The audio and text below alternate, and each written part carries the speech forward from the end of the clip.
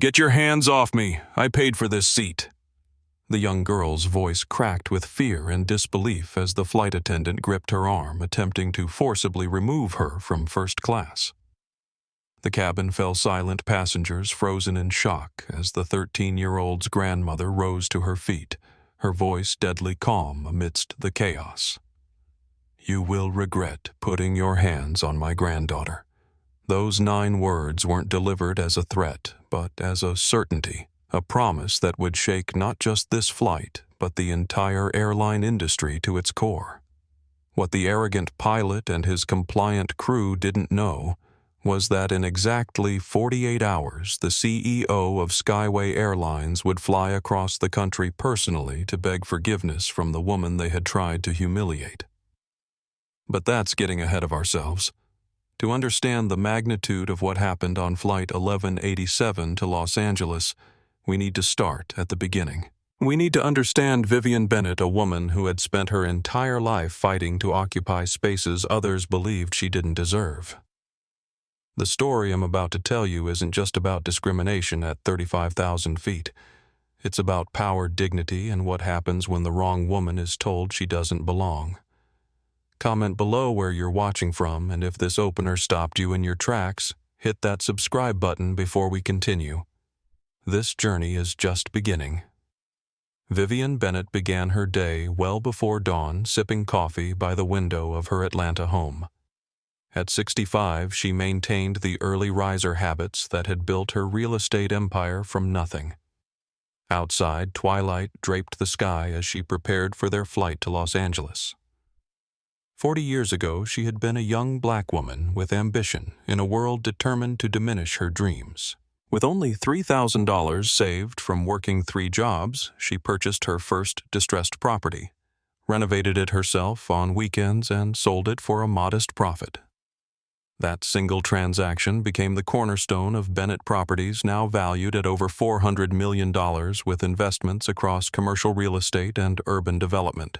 Success hadn't come without scars.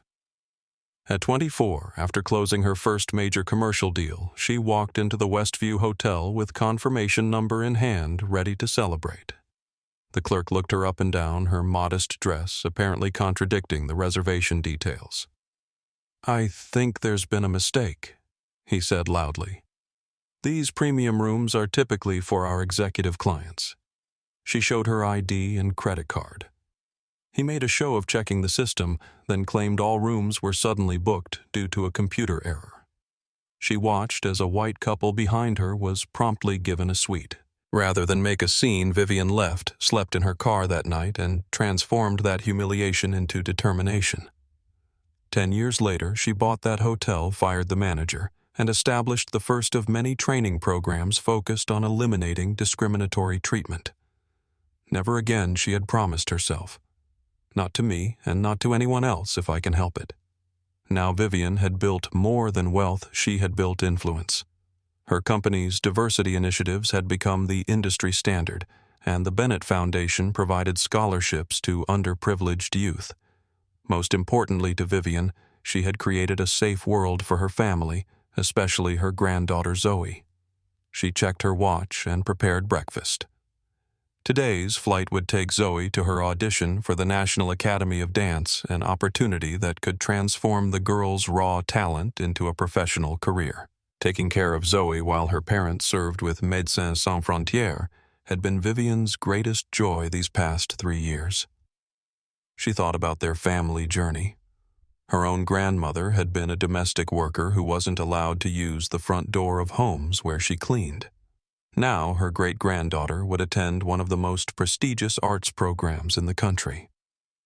"Progress," Vivian whispered, preparing Zoe's favorite fruit bowl. Slow, hard-fought progress. She checked their first-class tickets one more time. Vivian always flew first class, now not as a luxury, but as a deliberate reclaiming of spaces once denied to her. Each time she settled into those seats, it was an affirmation. "I belong here. We belong here." Little did she know that today's flight would test that resolve in ways she couldn't imagine. "Grandma, have you seen my blue dance shoes?" Zoe Bennett's voice carried down the hallway of Vivian's spacious home as the 13-year-old frantically searched her bedroom. Vivian smiled to herself. "Check the dance bag you packed last night," she called back. "Left side pocket." A moment of silence followed, then an excited, "Found them." Zoe bounded into the kitchen dressed in comfortable travel clothes, black leggings, and an Atlanta Dance Academy sweatshirt. Despite the early hour, her eyes sparkled with anticipation, her dark curly hair pulled back into a neat bun. She dropped her dance bag by the door and slid onto a bar stool at the kitchen island. "I couldn't sleep at all last night," she confessed, reaching for a strawberry. "I kept imagining the audition, then I'd get nervous, then I'd practice my solo in my head, then I'd get excited, then nervous again." She sighed dramatically. It was exhausting. Vivian placed orange juice in front of her. "And yet, here you are, bright-eyed and ready to take on the day. Do you think Mom and Dad will be able to watch the live stream of the showcase if I make it that far?" Zoe asked, her voice softening. "Your father already arranged for satellite internet time specifically for that date," Vivian assured her. "They wouldn't miss it for the world." Zoe nodded, momentarily quiet. Dr. James Bennett and Dr. Amara Bennett had been stationed in Sudan for 3 years. Their commitment to providing medical care in conflict zones meant long separations from their only daughter, but their dedication had also shaped Zoe's worldview. "I miss them," she said simply. "I know, sweetheart. They miss you too." Vivian squeezed her granddaughter's hand.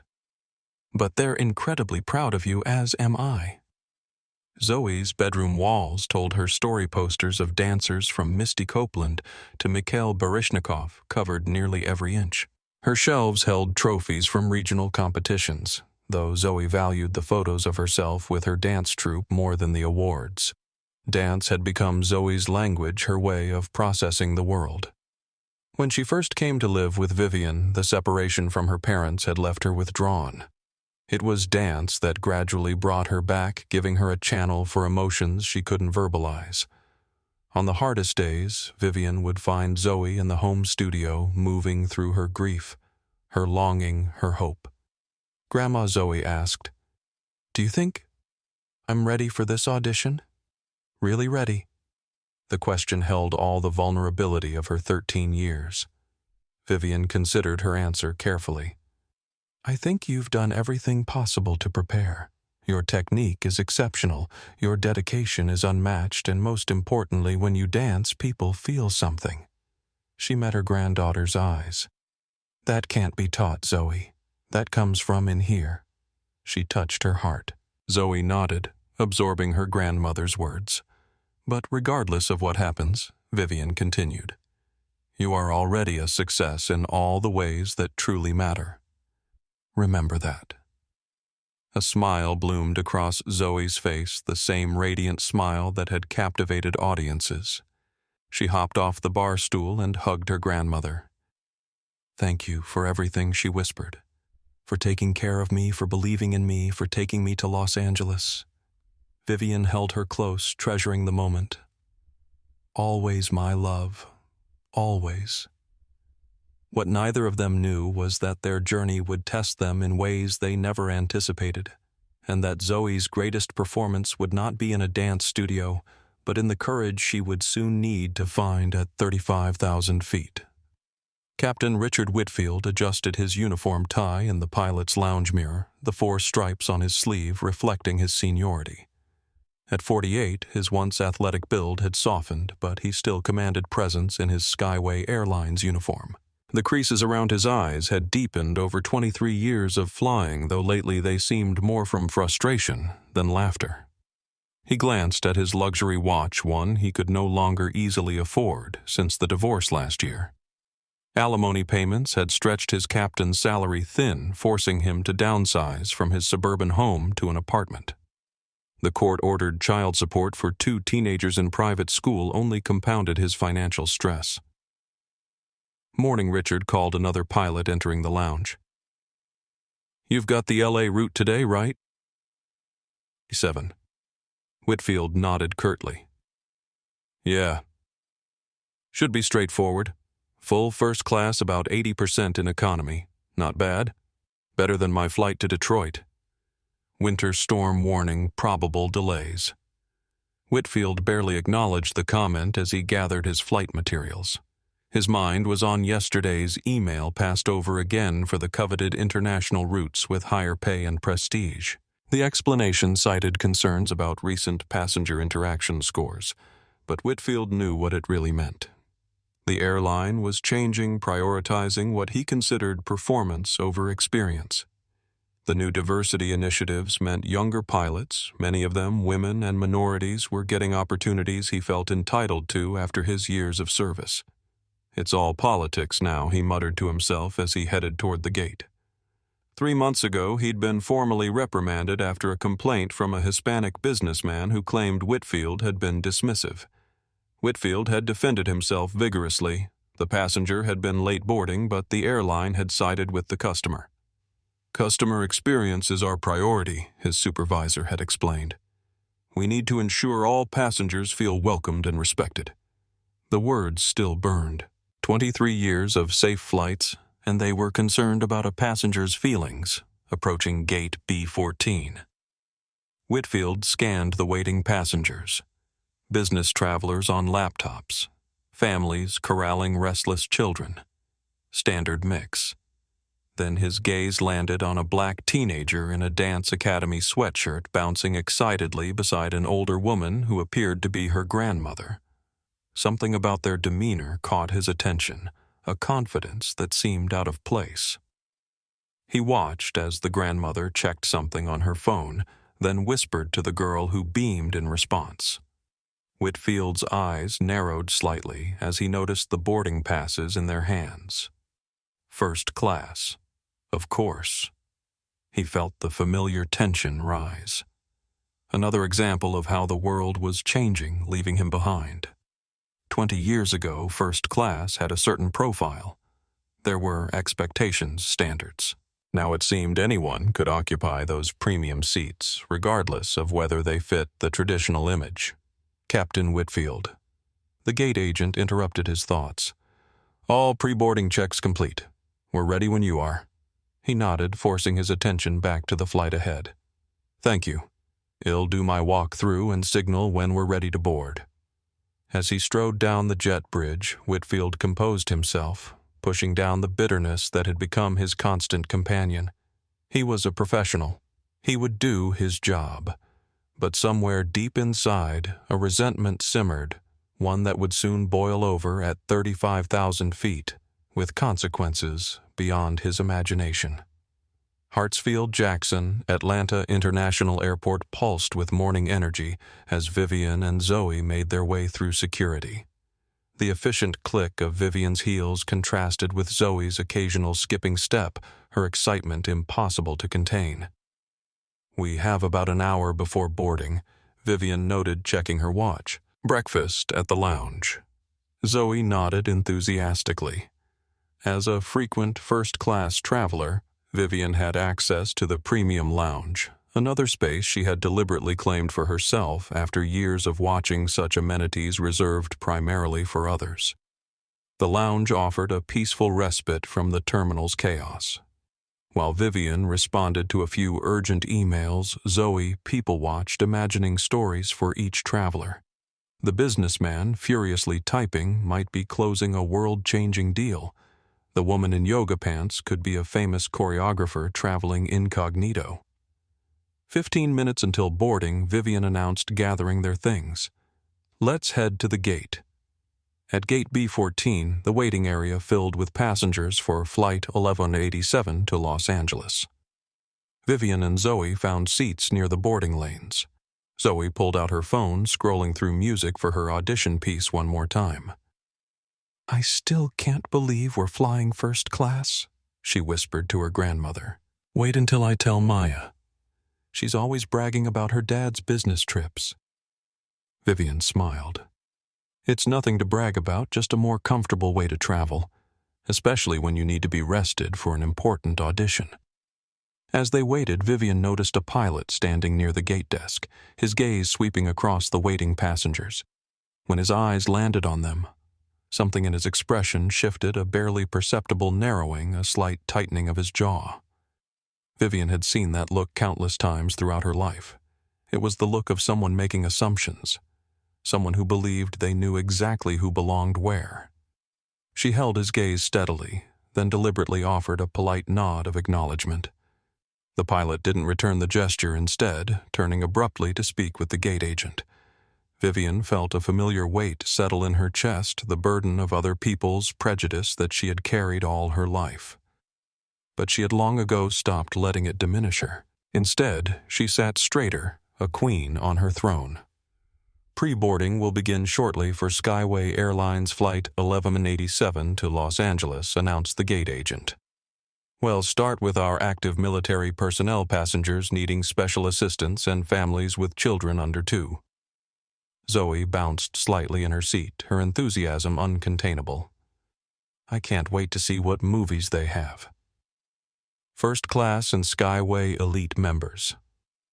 We invite you to board at this time, came the next announcement. Vivian and Zoe gathered their carry-on items and moved toward the priority lane. As they handed their boarding passes to the gate agent, Vivian again felt the pilot's eyes on them. Now, standing just behind the desk, he watched as their first-class boarding passes were scanned. "Enjoy your flight, Ms. Bennett," the gate agent said warmly. "And you too, Miss Zoe." "Thank you," Vivian replied, guiding Zoe toward the jet bridge. As they walked past the pilot close enough now to read Captain R. Whitfield on his name badge, Vivian again offered a courteous nod. "Good morning, Captain," she said evenly. "Morning." He responded, the greeting clipped and cold. They continued down the jet bridge, Zoe chattering excitedly about the trip ahead, unaware of the brief exchange. But Vivian had lived long enough to recognize the signs of trouble brewing. She made a mental note to be especially vigilant during this flight. At the aircraft door, they were greeted by a flight attendant with warm brown eyes and a genuine smile. Her name tag read Sophia Rodriguez. "Welcome aboard," Sophia said. "First class is to your right, seats 2A and 2B. "Thank you," Vivian replied, appreciating the genuine welcome. The first-class cabin gleamed with understated luxury, wide leather seats, ample legroom, individual entertainment screens. Zoe's eyes widened as she took it all in. "Grandma, look at all this space," she whispered, sliding into her window seat. Vivian settled beside her, arranging their personal items. "It makes a long flight much more comfortable." Other first-class passengers began boarding, mostly business travelers in designer suits with well-worn expressions of entitlement. A few glanced at Zoe with mild curiosity, unused to seeing a teenager in the premium cabin. Sophia approached with pre-flight beverages. Orange juice for the young lady, she offered, correctly guessing Zoe's preference. "Yes, please," Zoe beamed. "And for you, ma'am, sparkling water would be lovely. Thank you." As Sophia served their drinks, Captain Whitfield boarded the aircraft, followed by another pilot who would be his co-pilot. Whitfield paused briefly at the entrance to first class, his gaze again finding Vivian and Zoe, before he continued to the cockpit without greeting the passengers. The younger pilot, however, offered a friendly "good morning, folks" before following his captain. The contrast wasn't lost on Vivian, but she focused on Zoe, helping her get settled for the flight ahead. Whatever prejudices the captain harbored, they were his burden to carry, not hers. She had long ago learned not to let such things disrupt her peace. But as the final passengers boarded and the cabin door closed, Vivian couldn't shake the feeling that this flight would test that resolve in ways she wasn't yet prepared for. The first-class cabin of Flight 1187 settled into pre-departure preparations. Sophia and another flight attendant moved efficiently through the aisle, collecting empty glasses and ensuring seat belts were fastened. Zoe explored every feature of her seat: the power outlets, the extra-wide armrests, the generous recline function. "Look, Grandma," she whispered excitedly. "The screen has so many movies." Vivian smiled at her enthusiasm. Just remember you were planning to review your audition music during the flight. I know, but maybe just one movie, Zoe pleaded with practiced puppy eyes that had melted Vivian's resolve many times before. Well, see, Vivian replied, the universal grandmother's answer. That was neither yes nor no. Across the aisle in seats 2C and 2D sat a man in his early 40s meticulously dressed in a tailored suit that spoke of old money and influence. His silver cufflinks caught the light as he tapped impatiently on his laptop, ignoring the all electronics must be stowed announcement. His boarding pass identified him as Thomas Lawson. Behind Vivian and Zoe, a woman with perfectly highlighted hair and an Instagram-ready outfit was already documenting her first-class experience. Just settling in for the flight to LA, she narrated quietly to her phone. Skyway's first class is looking fresh today. Her designer luggage and practiced camera angles marked her as someone accustomed to broadcasting her life. Amanda Pearson, as her frequent self-identification in her videos revealed, was apparently some kind of lifestyle influencer. Completing the first-class cabin was a young Hispanic man in seat 3C who wore scrubs under his jacket, likely heading to or from a hospital shift. He had immediately buried himself in a medical textbook highlighter in hand, occasionally making notes in the margins. Miguel Alvarez, as Sophia addressed him when offering a pre-flight beverage, seemed to be a regular on this route. Ladies and gentlemen, this is Captain Richard Whitfield, came an announcement over the PA system. We're currently waiting for final clearance from air traffic control and should be departing shortly. Flight time to Los Angeles today is 4 hours and 20 minutes. Flight attendants prepare for departure.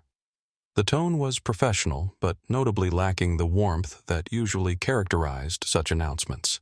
No welcome aboard, or we're glad to have you with us today, just the bare operational essentials. Sophia moved to secure the cabin-checking seat belts and tray tables. When she reached Zoe, she smiled warmly. First time in first class, Zoe nodded, beaming. Yes, it's amazing. Well, you're in for a treat. The cookies we serve are worth the ticket price alone. Sophia winked. As the final preparations continued, Captain Whitfield emerged from the cockpit for his pre-flight walkthrough, a standard procedure for many pilots to visually inspect the aircraft before takeoff. He moved with a stiff formality, nodding curtly at passengers without making eye contact. When he reached row 2, he paused. His gaze settled on Zoe, then shifted to Vivian. Is everything to your satisfaction? He asked, his tone suggesting the opposite should be true. Yes, thank you, Captain, Vivian replied evenly. These are premium accommodations, he continued, an odd emphasis on the word premium. Are you sure you're in the right section? The cabin fell suddenly uncomfortably silent. The question hung in the air, its implication unmistakable. Thomas Lawson looked up from his laptop, eyebrows raised. Amanda Pearson's live stream suddenly found a new focus. Miguel Alvarez lowered his textbook slightly. Our boarding passes are for seats 2A and 2B. Vivian replied calmly, her voice betraying none of the indignation she felt. So, yes, Captain Whitfield, we are exactly where we're supposed to be. Zoe shrank slightly in her seat, her earlier excitement dimming as she sensed the tension. Very well, Whitfield said after a pause. Enjoy the flight. He continued his inspection, but the damage was done. As he disappeared back into the cockpit, Sophia approached quickly, her expression a mixture of embarrassment and concern. Ms. Bennett, I apologize for that, she said quietly. Can I get you anything before takeoff? We're fine, thank you, Vivian assured her, though her hand had moved instinctively to cover Zoe's, a protective gesture she had employed since her granddaughter was small. From across the aisle, Thomas Lawson cleared his throat. Excuse me, he said, addressing Vivian directly for the first time. That was completely inappropriate. If you'd like, I can... Thank you, Vivian interrupted gently. but it's not necessary." Lawson nodded, though he didn't look entirely convinced. Behind them, Amanda Pearson had switched her live stream to private recording mode, her influencer instincts telling her something newsworthy might be unfolding. As the aircraft began to push back from the gate, Zoe leaned close to her grandmother. "Grandma," she whispered, "why did he ask us that?" "About being in the right section." Vivian met her granddaughters, eyes seeing the confusion there, the dawning understanding of what had just occurred. These were moments she had hoped to shield Zoe from, though she had always known they would come eventually. "Some people make assumptions based on how we look," she explained softly. "They see our skin and make judgments about where we belong. But that's—" Zoe began, her young face clouding with indignation. "I know," Vivian squeezed her hand. "I know, but we don't let their limitations define us. Remember, we know who we are and where we belong." Zoe nodded slowly, processing this.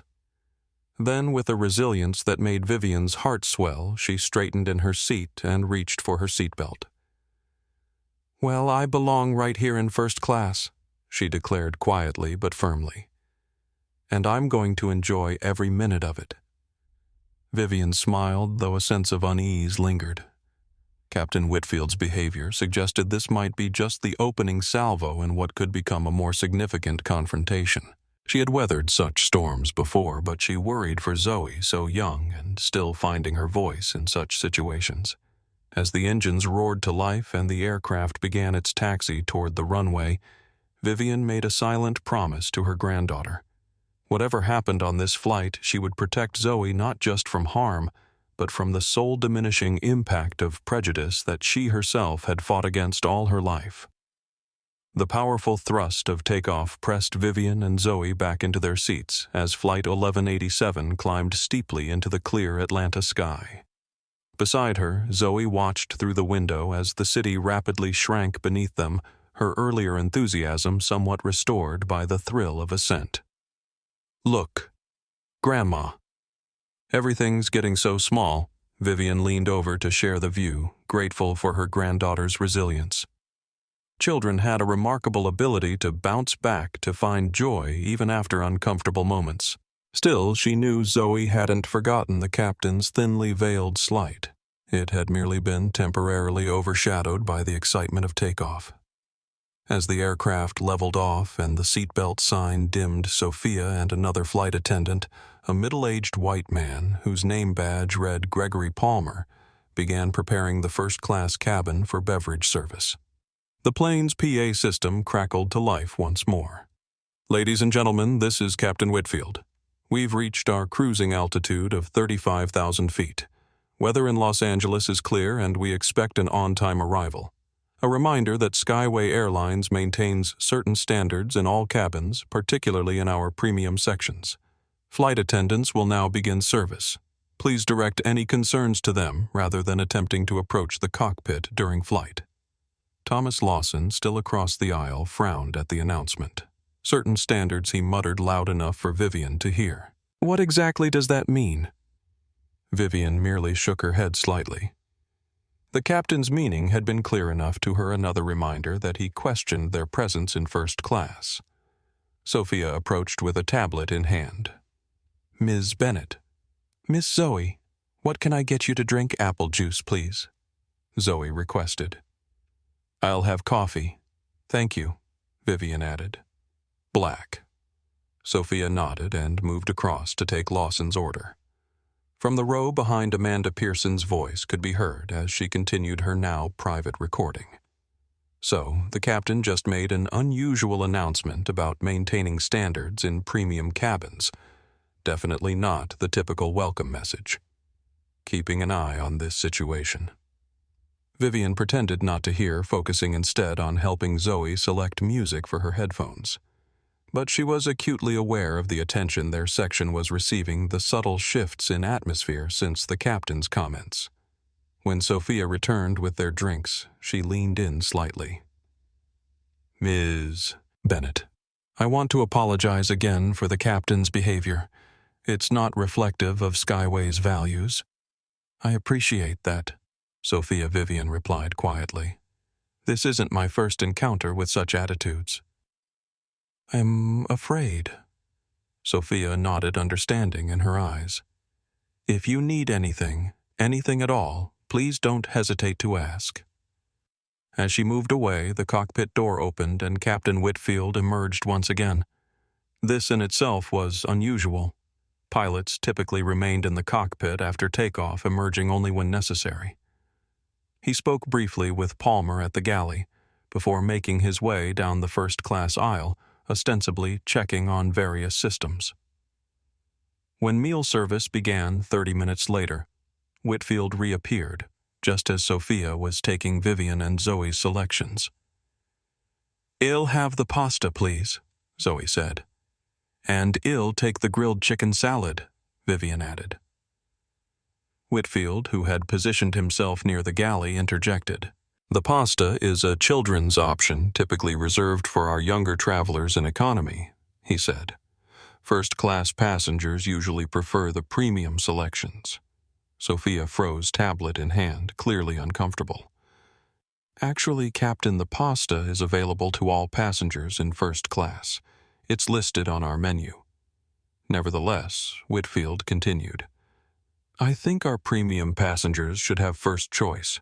It's a matter of appropriate allocation." The implication was clear. He didn't consider Zoe worthy of first-class service. "I assure you," Captain Vivian said calmly, "we are paying first-class passengers, and my granddaughter is entitled to select any meal offered on the menu." Zoe shrank back slightly in her seat. Her excitement about the special meal now completely evaporated. "Of course," Whitfield replied with a tight smile.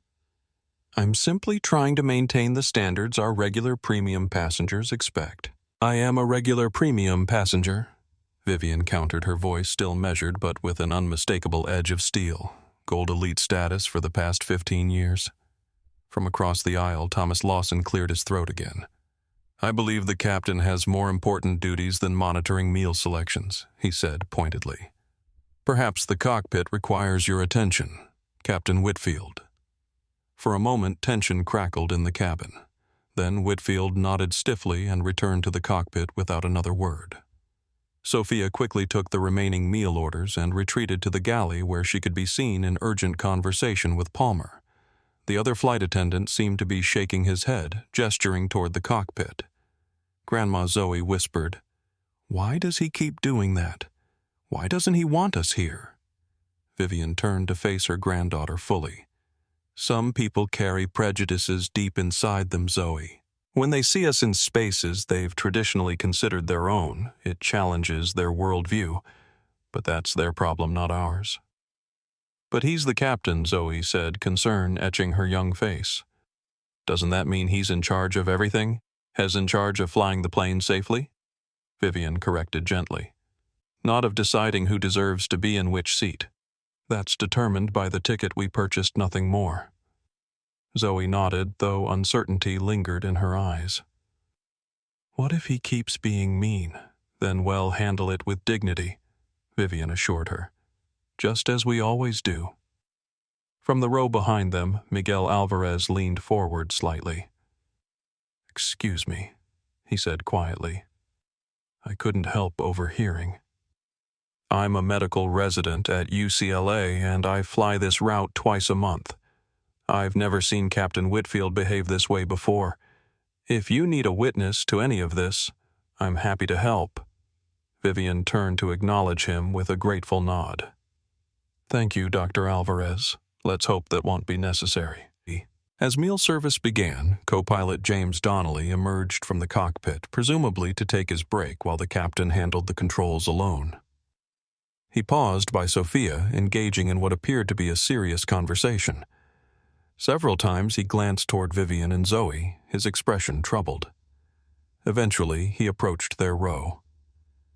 "Ms. Bennett," he asked quietly, "may I speak with you briefly?"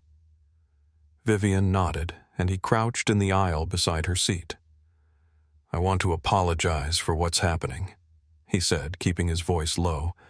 "This isn't standard procedure, and it isn't acceptable." I've tried to address it with the captain directly, but—" He trailed off, the constraints of professional hierarchy evident in his hesitation. "I understand," Vivian assured him.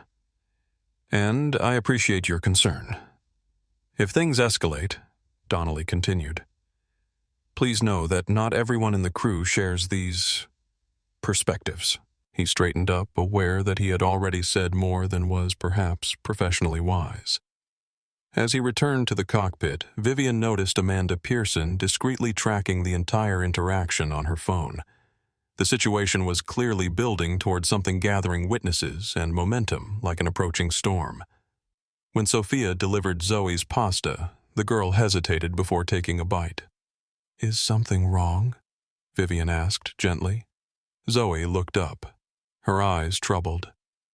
"I don't feel like I should eat it now. Like I took something that wasn't meant for me." Vivian felt a surge of protective anger. This was the real damage of prejudice, making a child question whether she deserved the simplest things, making her feel unwelcome in spaces she had every right to occupy. "Zoe Bennett," she said firmly but lovingly. "You belong in this seat. You belong in first class. Your pasta belongs on your tray table.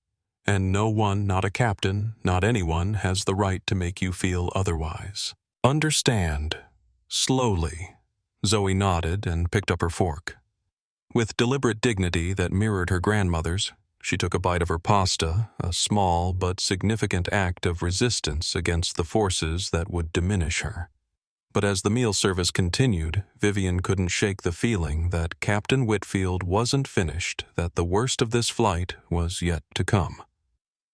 Halfway through the flight to Los Angeles, the aircraft encountered a patch of turbulence. The seatbelt sign illuminated with a soft chime, and Sophia moved through the cabin, ensuring that passengers were secure. "Please remain in your seats with your seatbelts fastened until the captain turns off the sign," she announced professionally. The aircraft dipped and shuddered, causing a few nervous gasps from the main cabin behind them. Zoe gripped the armrests, her knuckles whitening slightly. "It's just air pockets, sweetheart," Vivian assured her. "Perfectly normal."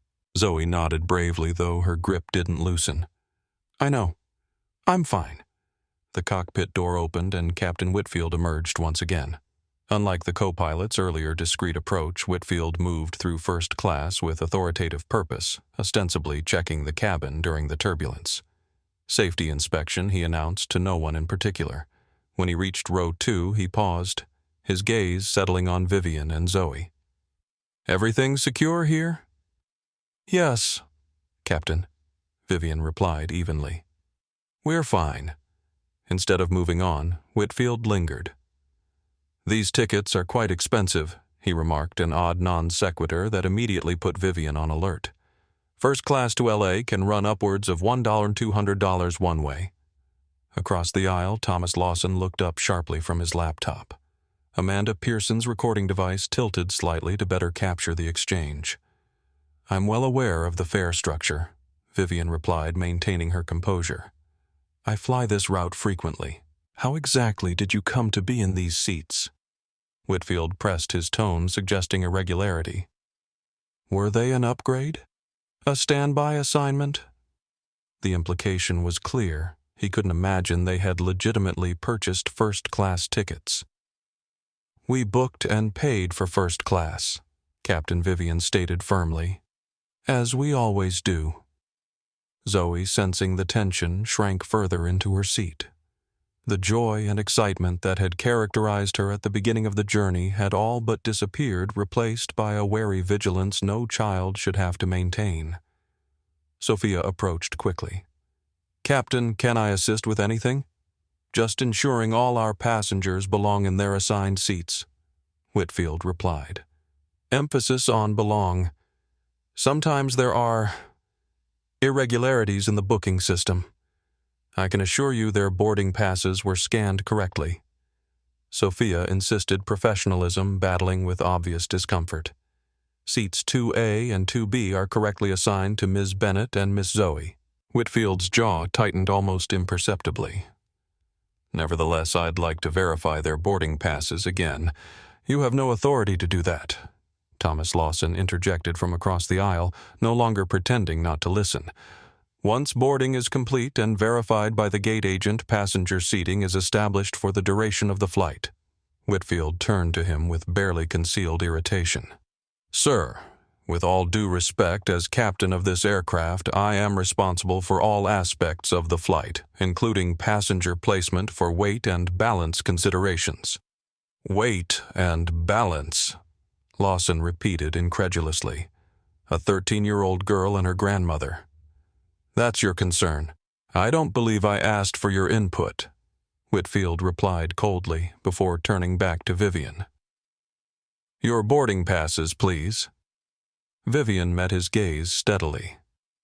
Captain Whitfield, my granddaughter and I have been properly checked in, properly boarded, and are properly seated. Our documentation has already been verified multiple times. This request is unnecessary and, frankly, inappropriate. I'm simply following protocol, Whitfield insisted, though no such protocol existed. No, you're not, came Miguel Alvarez's voice from behind them. I fly Skyway twice a month, and captains never recheck boarding passes mid-flight. Ever. The first-class cabin had become utterly silent, all pretense of normal activities abandoned as the confrontation escalated. Even passengers in the first few rows of economy had begun to notice their curious faces appearing in the gap between cabins. Ms. Bennett Whitfield said, his voice hardening. If you refuse to comply with crew member instructions, I need to inform you that under FAA regulations, she has complied with all legitimate instructions. Sophia interrupted, her professional demeanor cracking slightly under the strain. Captain, perhaps we should discuss this privately. Whitfield ignored her, his focus fixed on Vivian. I need to see verification that you belong in first class. The word belong hung in the air, heavy with implication. It wasn't about boarding passes anymore, it never had been. It was about who Whitfield believed had the right to occupy premium spaces, who he believed belonged in proximity to power and privilege. Captain Vivian said, her voice calm but carrying unmistakable authority, I understand what's happening here. I've experienced it many times before, but let me be very clear, my granddaughter and I are not going to be moved, intimidated, or made to feel we don't belong. We are exactly where we are entitled to be. Amanda Pearson was now openly recording her influencer discretion, abandoned in the face of what was clearly becoming a significant incident. Several other passengers had their phones out as well, sensing that what they were witnessing might require documentation. The turbulence had subsided, but a different kind of tension now rocked the cabin, the clash between entrenched prejudice and quiet dignity, between unearned authority and rightful belonging. Perhaps, Whitfield said after a tense pause, we should check the manifest again. There may have been a booking error. There was no error. Sophia insisted, her professionalism now openly at war with her sense of justice. He'll be the judge of that, Whitfield replied, turning toward the front of the cabin. Palmer, bring me the manifest and verify these passengers' booking class. Gregory Palmer hesitated visibly, caught between his obligation to follow the captain's orders and his growing awareness that those orders were inappropriate. Now Palmer, Whitfield demanded. As Palmer reluctantly moved to retrieve the manifest, Vivian turned to Zoe. The girl's eyes were wide with anxiety. But something else burned there too, a dawning understanding of what it meant to stand your ground in the face of injustice. It's going to be all right, Vivian assured her granddaughter quietly. Remember what I told you. We know who we are and where we belong. Zoe nodded, straightening slightly in her seat.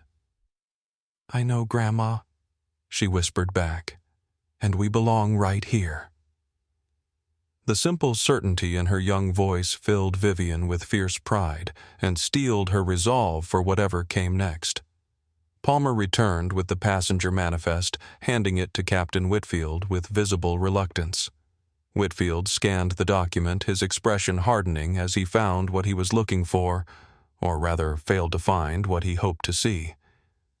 There appears to be a discrepancy, he announced, though the manifest clearly showed no such thing. According to our system, these seats should be assigned to standby upgrades from economy. Sophia stepped forward, her professional composure strained but intact. Captain, that's not possible. I personally checked them in, and their boarding passes were for first class, not upgrades. The system shows otherwise. Whitfield insisted, though he kept the manifest angled away from her view. There's been an error, and we need to correct it. May I see that Thomas Lawson requested rising slightly from his seat? This is not your concern, sir, Whitfield replied sharply. It is when you're disrupting the entire cabin with unfounded claims, Lawson countered.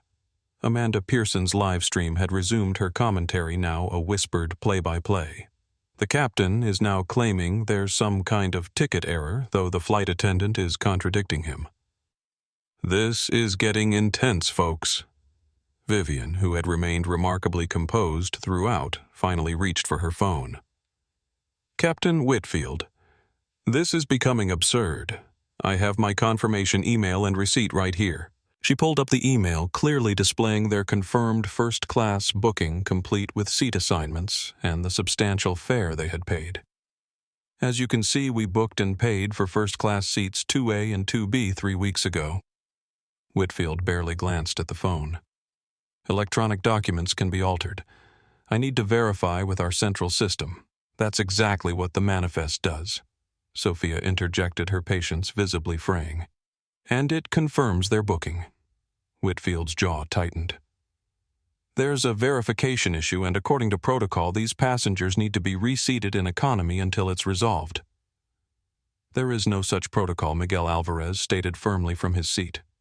Sir, unless you're an airline employee, you have no knowledge of our internal procedures, Whitfield snapped. But I am an airline employee, came a new voice from the main cabin. A middle-aged black woman in a Skyway uniform had stood up in economy, Denise Taylor. 22 years with Skyway Airlines. I'm deadheading back to L.A., and I can confirm there is absolutely no protocol requiring passengers to be reseated due to verification issues. What you're describing doesn't exist, Captain. A murmur ran through the cabin. Whitfield's face flushed with barely suppressed anger. This is my aircraft, he said, his voice dangerously low. And on my aircraft we follow my procedures. Your aircraft, Vivian repeated, an eyebrow raised. I was under the impression this aircraft belonged to Skyway Airlines, and that all crew members are bound by company policies and federal regulations, not personal procedures. Several passengers nodded in agreement. The confrontation had now drawn the attention of nearly everyone on board, with many openly recording the exchange. Ms. Bennett Whitfield said, attempting to regain control of the situation, I need you and your granddaughter to move to row 15, where we have 2 available economy seats. Palmer will assist you with your belongings. We will not be moving, Vivian stated firmly. We have paid for these seats, we are properly ticketed for these seats, and we will remain in these seats. This is not a request, Whitfield insisted. As captain, I have final authority over passenger placement. No, you don't. Denise Taylor called from economy, not without a legitimate safety reason, which this clearly isn't. Zoe, who had been watching the confrontation with growing distress, suddenly spoke up. Is it because we're black? Is that why you want us to move? The cabin fell silent at the child's direct question. Whitfield's expression flickered between shock and anger. This has nothing to do with... he began, but... Zoe continued. Because that's what it feels like, she said, her voice gaining strength. You didn't ask anyone else to show their tickets again. You didn't tell anyone else they don't belong here. Just us. The simple truth of her observation hung in the air, impossible to dismiss. Young Lady Whitfield said, his tone patronizing. This is an adult matter concerning airline procedures? No. Thomas Lawson interrupted, now fully engaged. The child is right. You've singled them out repeatedly since before takeoff. I've witnessed it, as have dozens of other passengers. Amanda Pearson nodded vigorously. All documented, she added, holding up her phone. Every interaction. Whitfield looked around the cabin, seemingly realizing for the first time that his actions were being recorded by multiple passengers. His expression hardened. "This is becoming a security issue," he declared. "Palmer, call the Federal Air Marshal. We have disruptive passengers refusing crew member instructions." Palmer's eyes widened. "Captain, I don't think that's an order." Sophia stepped between Whitfield and Vivian's row. "Captain, there is no justification for involving air marshals. Ms. Bennett and her granddaughter have done nothing disruptive. They've simply refused an inappropriate request to give up seats they rightfully purchased." "I don't care what you think," Rodriguez Whitfield snapped. "I'm the captain, and am giving you a direct order." "An unlawful order," Denise Taylor called out, "which no crew member is obligated to follow." The situation had reached a breaking point. Passengers were openly recording, crew members were publicly contradicting the captain, and Whitfield's authority was crumbling in real time. Palmer Whitfield said, turning to the male flight attendant, who still seemed torn between protocol and conscience, "If Rodriguez won't follow orders, then you assist these passengers to economy immediately." Palmer hesitated, looking between his captain and Sophia, who firmly shook her head. Now Palmer Whitfield demanded. With visible reluctance, Palmer stepped forward. "Ms. Bennett, Miss Zoe, I need to ask you to come with me to economy class. We will not be moving," Vivian repeated calmly. "Then you'll have to insist," Palmer said, his voice strained as he reached for Zoe's arm. "Do not touch my granddaughter." "Vivian," warned, her voice suddenly sharp with maternal protection. But Palmer, caught between Whitfield's order and his own better judgment, gently but firmly took hold of Zoe's arm. "Please, miss, I need you to come with me." "Let go." Zoe cried, the fear and indignation in her voice slicing through the cabin. "You're hurting me, Palmer, stop." Sophia moved to intervene, but Whitfield blocked her path. "Get your hands off me!" Zoe's voice rose higher as Palmer attempted to guide her from the seat. "I paid for this seat, Grandma." The cabin erupted in protests as passengers witnessed the 13-year-old being physically removed from her rightful seat. Phones recorded from every angle as Zoe struggled against Palmer's grip, tears now streaming down her face.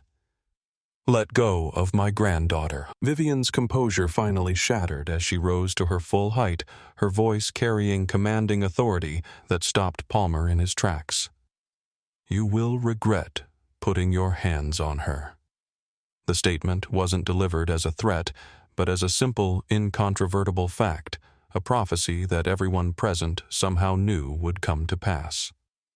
In that moment of frozen tableau, Palmer still gripping Zoe's arm, Vivian standing with regal fury, Whitfield watching with cold determination, and dozens of passengers recording the scene, the confrontation had crossed a line from which there would be no returning. Thomas Lawson announced loudly, and what? "In witnessing is assault on a minor discrimination and a violation of federal aviation regulations. I'm formally requesting that Captain Whitfield return to the cockpit immediately and that Miss Bennett be released." Miguel Alvarez had stood as well. "As a physician, I'm concerned about the physical and psychological distress being inflicted on this child. This needs to stop immediately. Over 20,000 people are watching this live stream right now," Amanda Pearson added, including, according to the comments, several Skyway executives. The pressure from all sides finally caused Palmer to release Zoe's arm. The girl immediately collapsed back into her seat, sobbing quietly as Vivian gathered her close, whispering words of comfort. Whitfield, realizing he had lost control of the situation but unwilling to back down, pointed a finger directly at Vivian. "This isn't over. He'll have security waiting in Los Angeles." "Good," Vivian replied, her voice steady once more. "I look forward to explaining exactly what happened on this flight to as many authorities as necessary." As Whitfield turned to retreat to the cockpit, Vivian's voice stopped him. "And Captain, you were right about one thing. He turned back, eyebrow raised. "This isn't over," she continued, steel in her voice. "Not by a long shot." As the captain disappeared into the cockpit, the cabin remained tense and silent. Sophia quickly brought a cup of water for Zoe and a cold compress for her arm where Palmer's grip had left a red mark. "I am so sorry," she whispered to both of them, genuine distress in her eyes. "This should never have happened."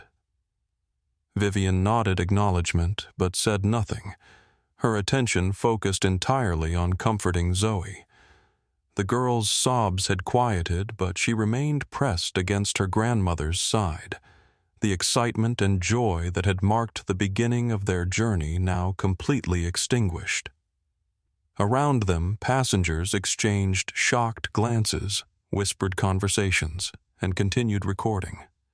What had begun as a routine flight to Los Angeles had become something else entirely, a stark display of prejudice, a test of dignity, and as Vivian had promised, something that was far from over.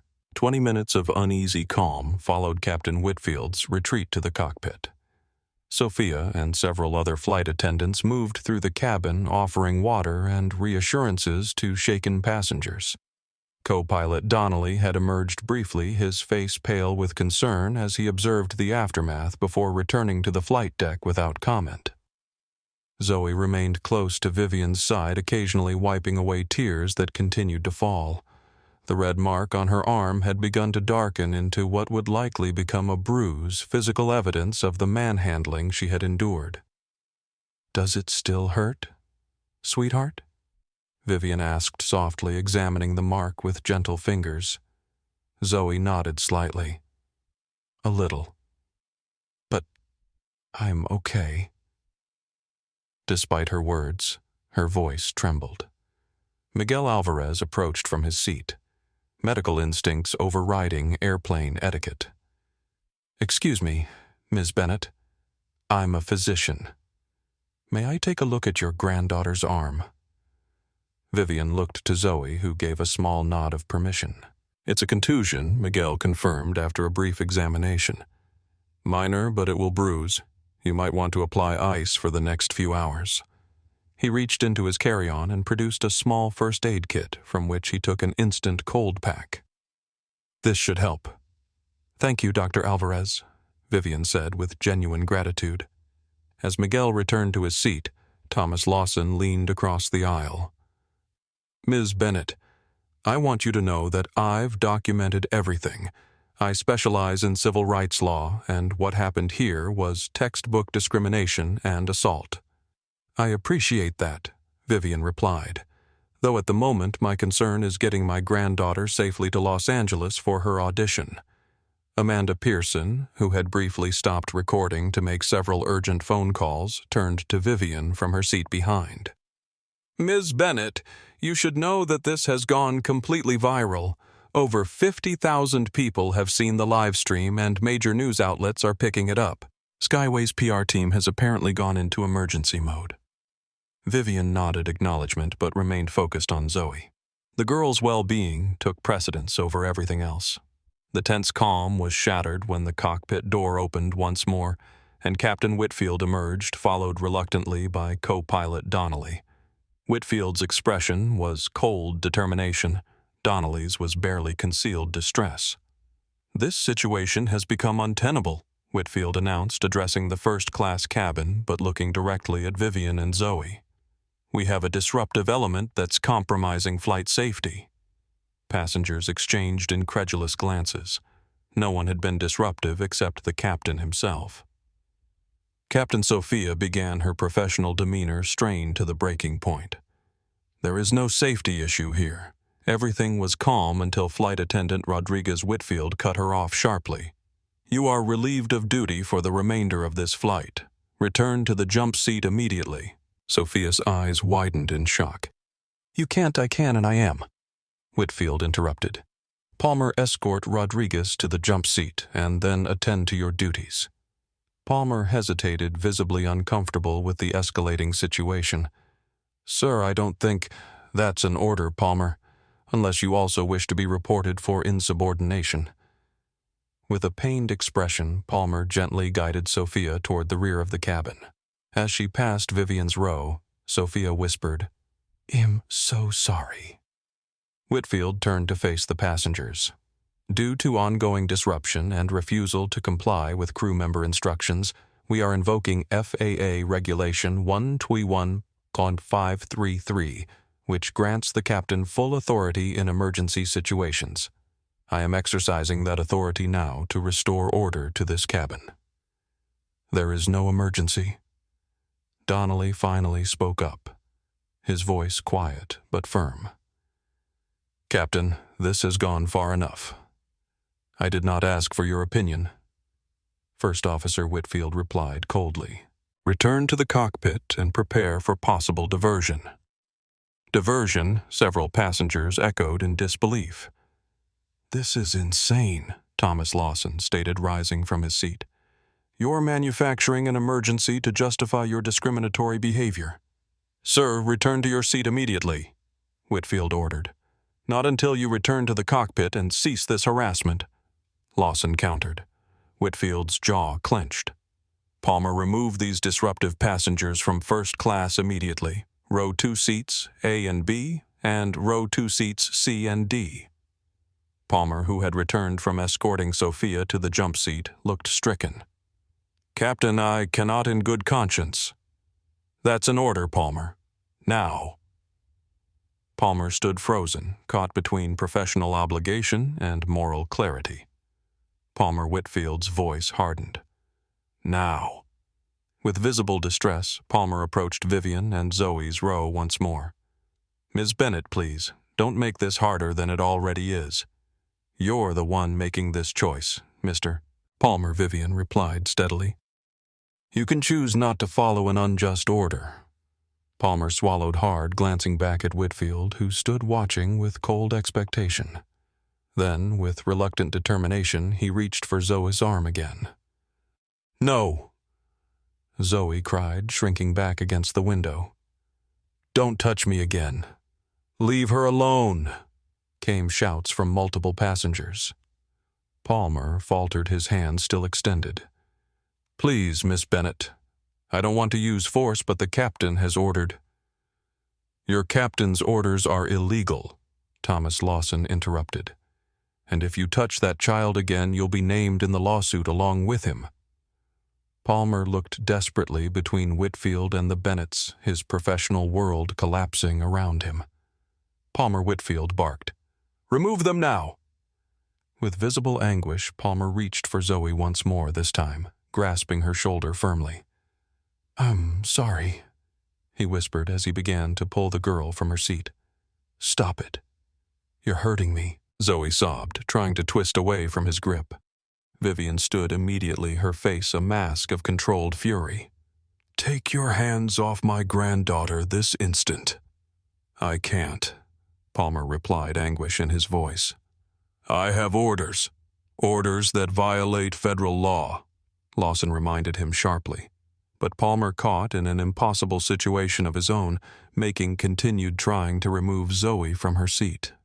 The girl resisted, crying out in pain and fear as she was half pulled into the aisle. Enough. Vivian's voice cut through the chaos like a commandment. You will not manhandle my granddaughter. She moved to intervene physically, but Whitfield stepped forward, blocking her. Ms. Bennett, you are interfering with crew member duties. That's a federal offense. What's happening is a federal offense. Amanda Pearson called out her phone, still recording everything. And over 100,000 people are watching it happen in real time. I don't care who's watching, Whitfield's snapped mask of professionalism completely abandoned. On this aircraft, I am the final authority. Meanwhile, Palmer had succeeded in pulling Zoe fully from her seat. The girl stood in the aisle, tears streaming down her face, one arm still in Palmer's grip. Please, she sobbed, looking around at the other passengers. I just want to sit in my seat. We paid for these seats. Please help us. The raw desperation in the child's voice galvanized the cabin. Miguel Alvarez stood. This is unconscionable. Let her go immediately. Denise Taylor had made her way forward from economy. "Palmer, as a fellow crew member, I'm telling you to release that child right now. You're violating company policy and federal law." Palmer's grip on Zoe's arm loosened slightly, uncertainty clouding his features. Seeing her chance, Zoe twisted suddenly and broke free, darting back toward her seat. "Stop her," Whitfield ordered, but Palmer remained frozen in indecision. As Zoe tried to return to her seat, Whitfield himself moved to block her path. In the struggle that followed, his elbow connected with the girl's, face sending her stumbling backward into the aisle with a cry of pain. The cabin erupted in outrage. "He hit her," Amanda Pearson shouted into her live stream. "The captain just hit a 13-year-old girl." "That's assault," Lawson declared, phone raised to document everything. Vivian pushed past Whitfield to reach her granddaughter, who lay stunned in the aisle, a trickle of blood running from her nose. The sight of blood transformed Vivian's controlled anger into something terrible to behold. She helped Zoe to her feet, her movements gentle despite the fury radiating from her every pore. Then she turned to Whitfield, her voice low and deadly calm. "You have just made the worst mistake of your professional life." The statement hung in the air, not a threat, but a simple declaration of fact. "You think so?" Whitfield replied, a sneer in his voice. "I know so," Vivian answered with absolute certainty. From the back of the plane, Sophia had broken free from her jump seat and now rushed forward, wet towels in hand. "Oh my God," she gasped, seeing Zoe's bloodied face. "Medical kit! Someone get the medical kit!" Miguel quickly produced alcohol wipes and gauze from his personal kit, helping Sophia tend to Zoe's injury. Co-pilot Donnelly, who had witnessed the entire confrontation, finally took decisive action.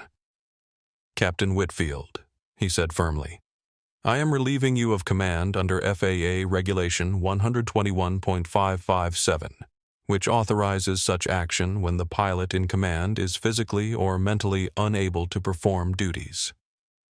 Your behavior constitutes a clear danger to this flight." Whitfield turned to him in shock. "You can't do that." "I can, and I am," Donnelly replied, using Whitfield's own words against him. "You have physically assaulted a minor passenger and created a hostile environment that endangers everyone on this aircraft." "This is mutiny," Whitfield hissed. "This is protection of passengers and crew," Donnelly corrected. "Return to the cockpit immediately. He'll join you momentarily to discuss the remainder of the flight." For a moment it seemed Whitfield might refuse. But as he looked around at the sea of recording devices, the outraged passengers, the injured child, and the resolute co-pilot, something in him finally seemed to register the magnitude of what he had done. Without another word, he turned and stalked back to the cockpit, the door closing firmly behind him. A collective exhale rippled through the cabin. Sophia and Miguel continued attending to Zoe, whose nose had stopped bleeding, but whose face was beginning to swell around the impact site. "Is it broken?" Vivian asked quietly, maternal concern temporarily overriding everything else. "I don't think so," Miguel replied after a gentle examination. "But she should be checked by an emergency physician in Los Angeles to be sure." Sophia turned to address the cabin. "Ladies and gentlemen, I want to apologize profoundly for what has occurred. This is not representative of Skyway Airlines or our values. First Officer Donnelly is now in command of this flight, and we will be proceeding to Los Angeles as scheduled." She turned back to Vivian, her professional mask finally cracking to reveal genuine distress. "Miss Bennett, Miss Zoe, words cannot express how sorry I am. This should never have happened." "No," Vivian agreed quietly, helping Zoe back to her seat. "It shouldn't have." As passengers gradually returned to their seats and a semblance of normal flight operations resumed, Vivian kept a protective arm around Zoe's shoulders. The girl leaned against her grandmother, physical and emotional exhaustion evident in every line of her small frame.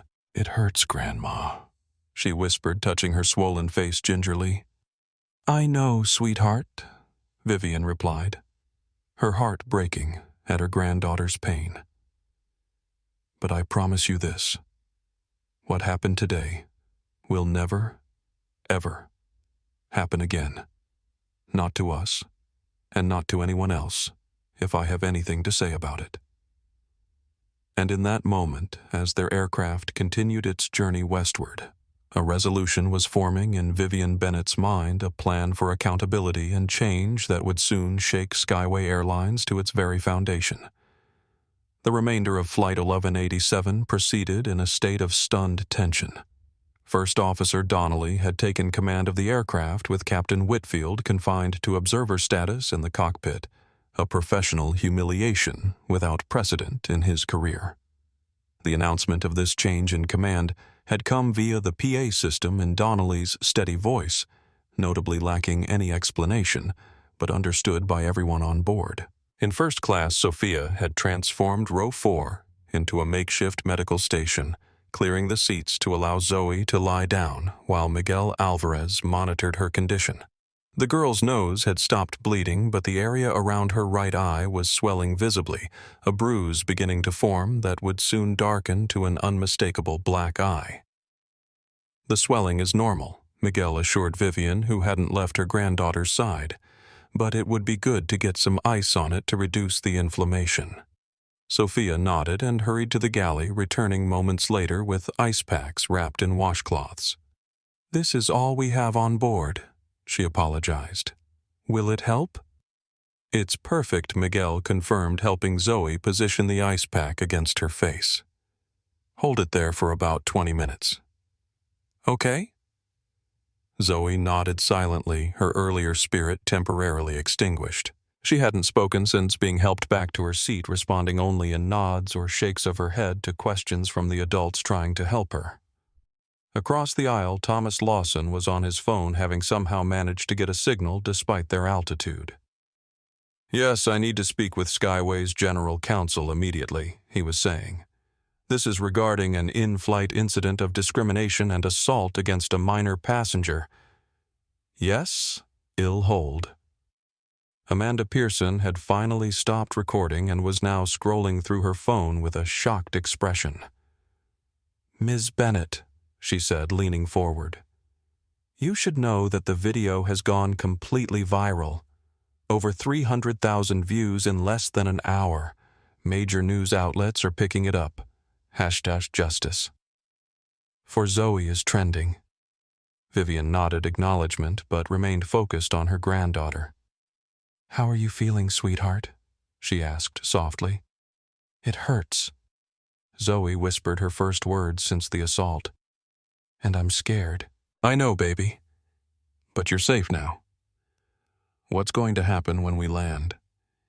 It was a good question, one that Vivian herself had been considering. The situation had escalated far beyond a simple case of discrimination. There was now physical assault captured on video from multiple angles witnessed by a plane full of passengers. This would not be easily dismissed or swept under the rug.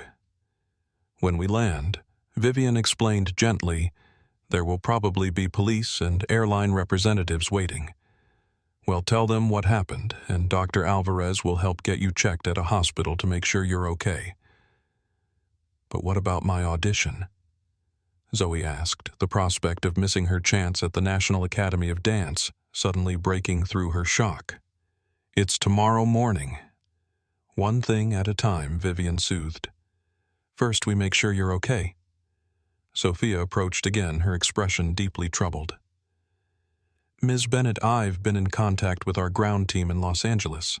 There will be emergency medical services waiting at the gate, as well as airline representatives and law enforcement."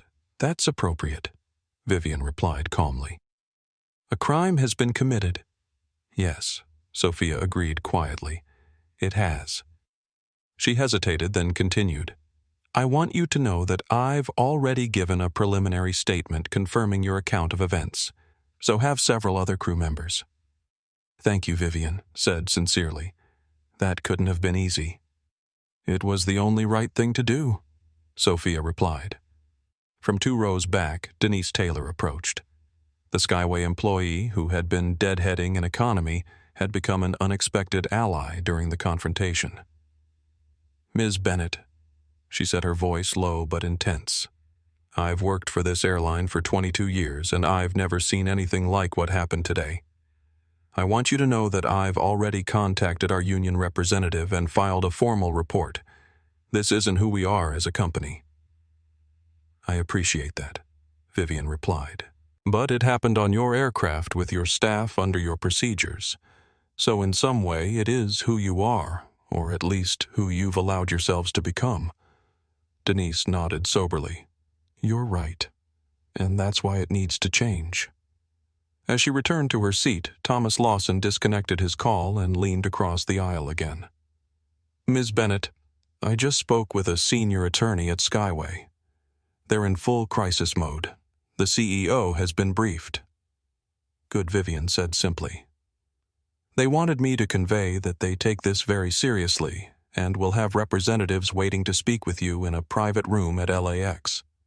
"I'm sure they will," Vivian replied. "But my priority is getting Zoe medical attention. Everything else can wait." Lawson nodded. "I've also contacted a colleague in Los Angeles who specializes in cases like this. She'll meet us at the airport if you'd like representation." "Thank you," Vivian said, "but I have my own legal team." In fact, she had already sent a brief text to her general counsel at Bennett Properties incident on flight.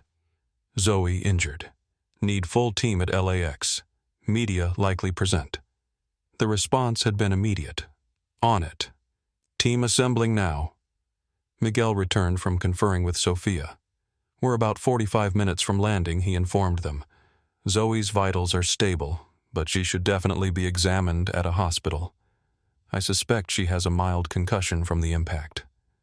Zoe looked up in alarm. "Concussion? But my audition." "Let's not worry about that yet," Vivian interrupted gently. "One step at a time. Remember." As the cabin settled into an uneasy calm for the final portion of the flight, passengers continued to process what they had witnessed. Some spoke in hushed voices, reviewing video footage they had captured. Others sat in stunned silence. A few approached row 4 to offer support or to check on Zoe's condition. Amanda Pearson, who had returned to updating her social media following, suddenly gasped. "Ms. Bennett, the CEO of Skyway Airlines, just released a statement. Has flying to Los Angeles personally to address the situation." Vivian raised an eyebrow but said nothing. It was a predictable corporate response to a viral crisis, send the CEO to demonstrate how seriously they were taking the incident. But Vivian Bennett had been navigating corporate America long enough to know the difference between genuine accountability and damage control. The seatbelt sign illuminated as they began their descent into Los Angeles. Sophia moved through the cabin, ensuring everyone was secured for landing, pausing especially long at row 4 to check on Zoe. "How are you feeling?" she asked gently. "It still hurts," Zoe admitted. "And I'm tired." "You've been incredibly brave," Sophia told her. "Braver than many adults I know." As the plane began its final approach, Vivian gazed out the window at the sprawling city below, her mind already mapping out what would happen next.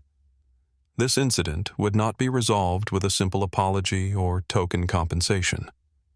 What had happened to Zoe, what had happened to both of them, was emblematic of a deeper problem, one that existed not just in Skyway Airlines, but throughout industries and institutions across America. Her granddaughter's soft voice interrupted her thoughts. "Grandma." "Yes, sweetheart. Did this happen because of how we look?" The question pierced Vivian's heart with its innocent directness. She considered sugarcoating her response, protecting Zoe from the harsh reality a little longer.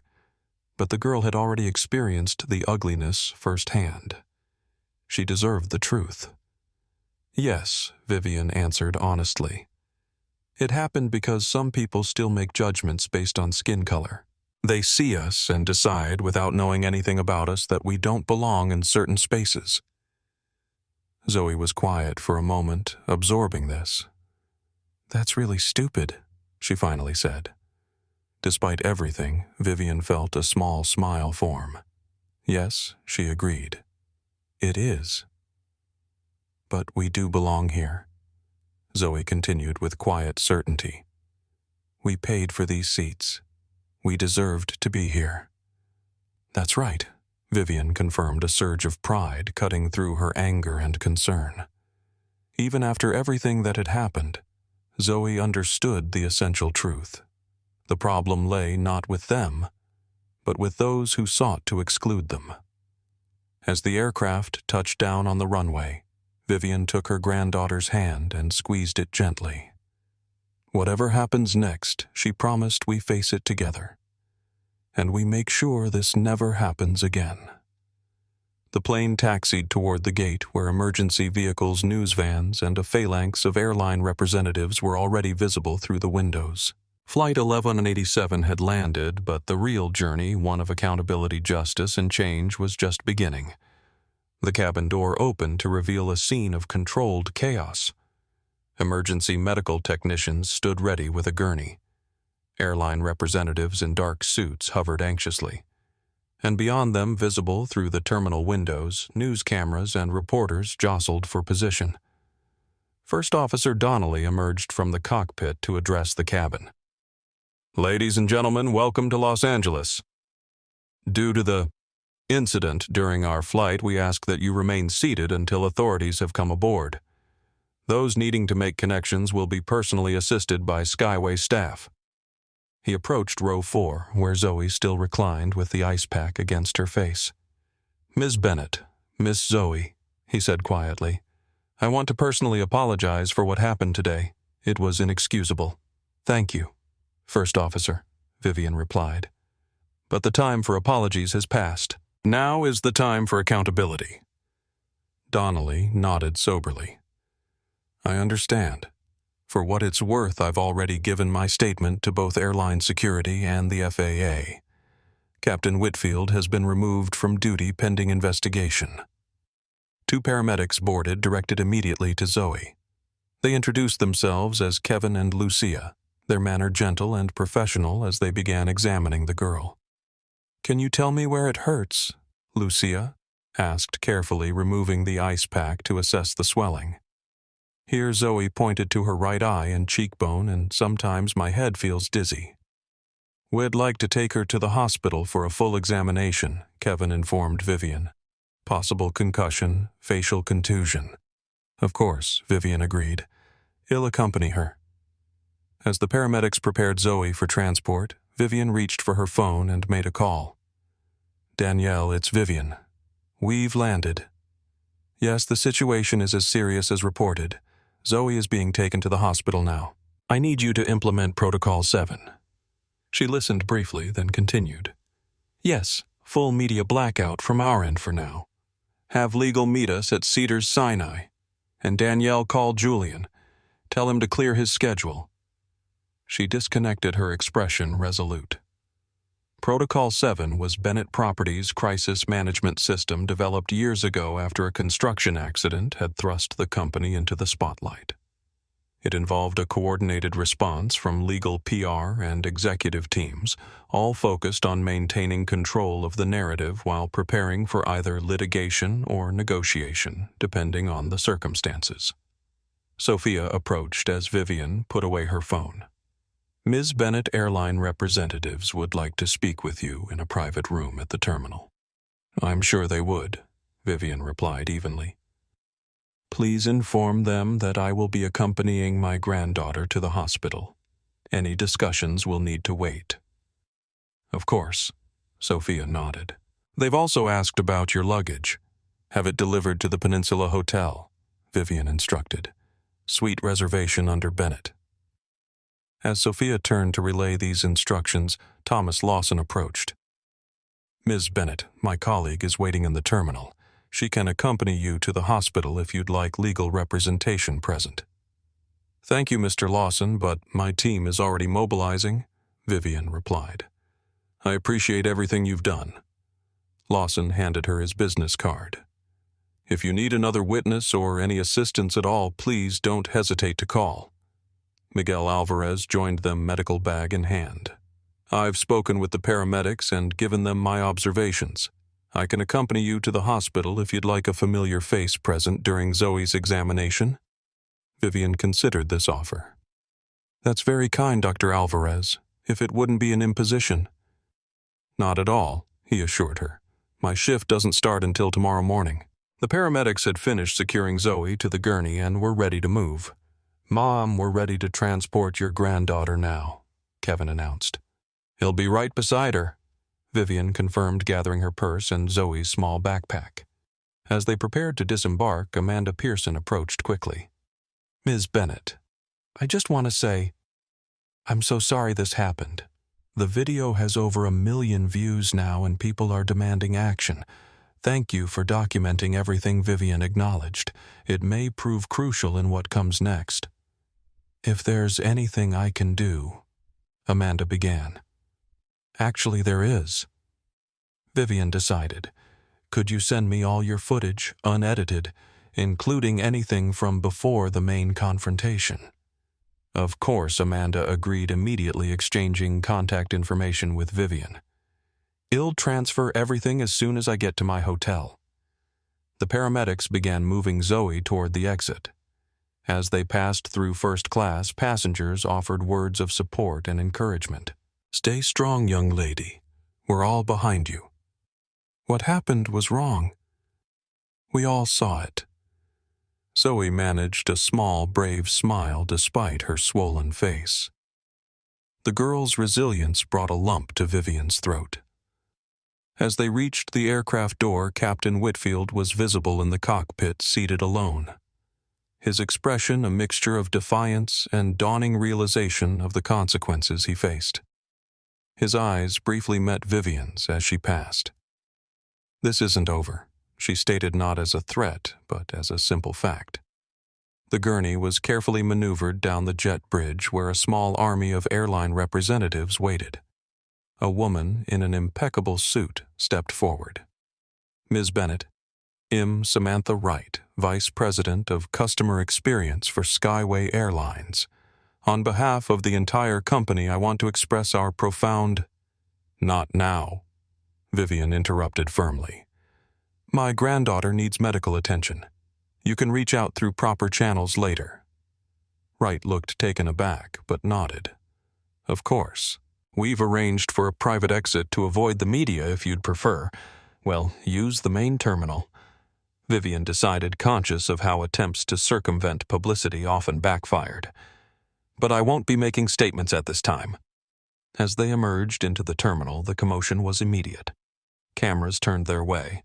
Reporters called out questions. Passengers from the flight were already giving impromptu interviews about what they had witnessed.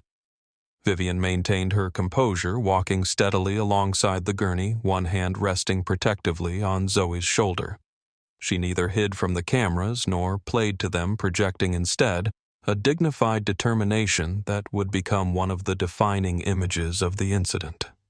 At the terminal exit, an ambulance waited. As the paramedics loaded Zoe inside, Vivian turned to Miguel. Dr. Alvarez, would you mind riding with Zoe? I need to make one call before we leave, and there isn't room for everyone. Of course, he agreed, climbing into the ambulance. He'll be right behind you, Vivian promised Zoe, squeezing her hand before the doors closed. Once the ambulance had departed, Vivian stepped aside and made another call. Naya, it's happening. Yes, now.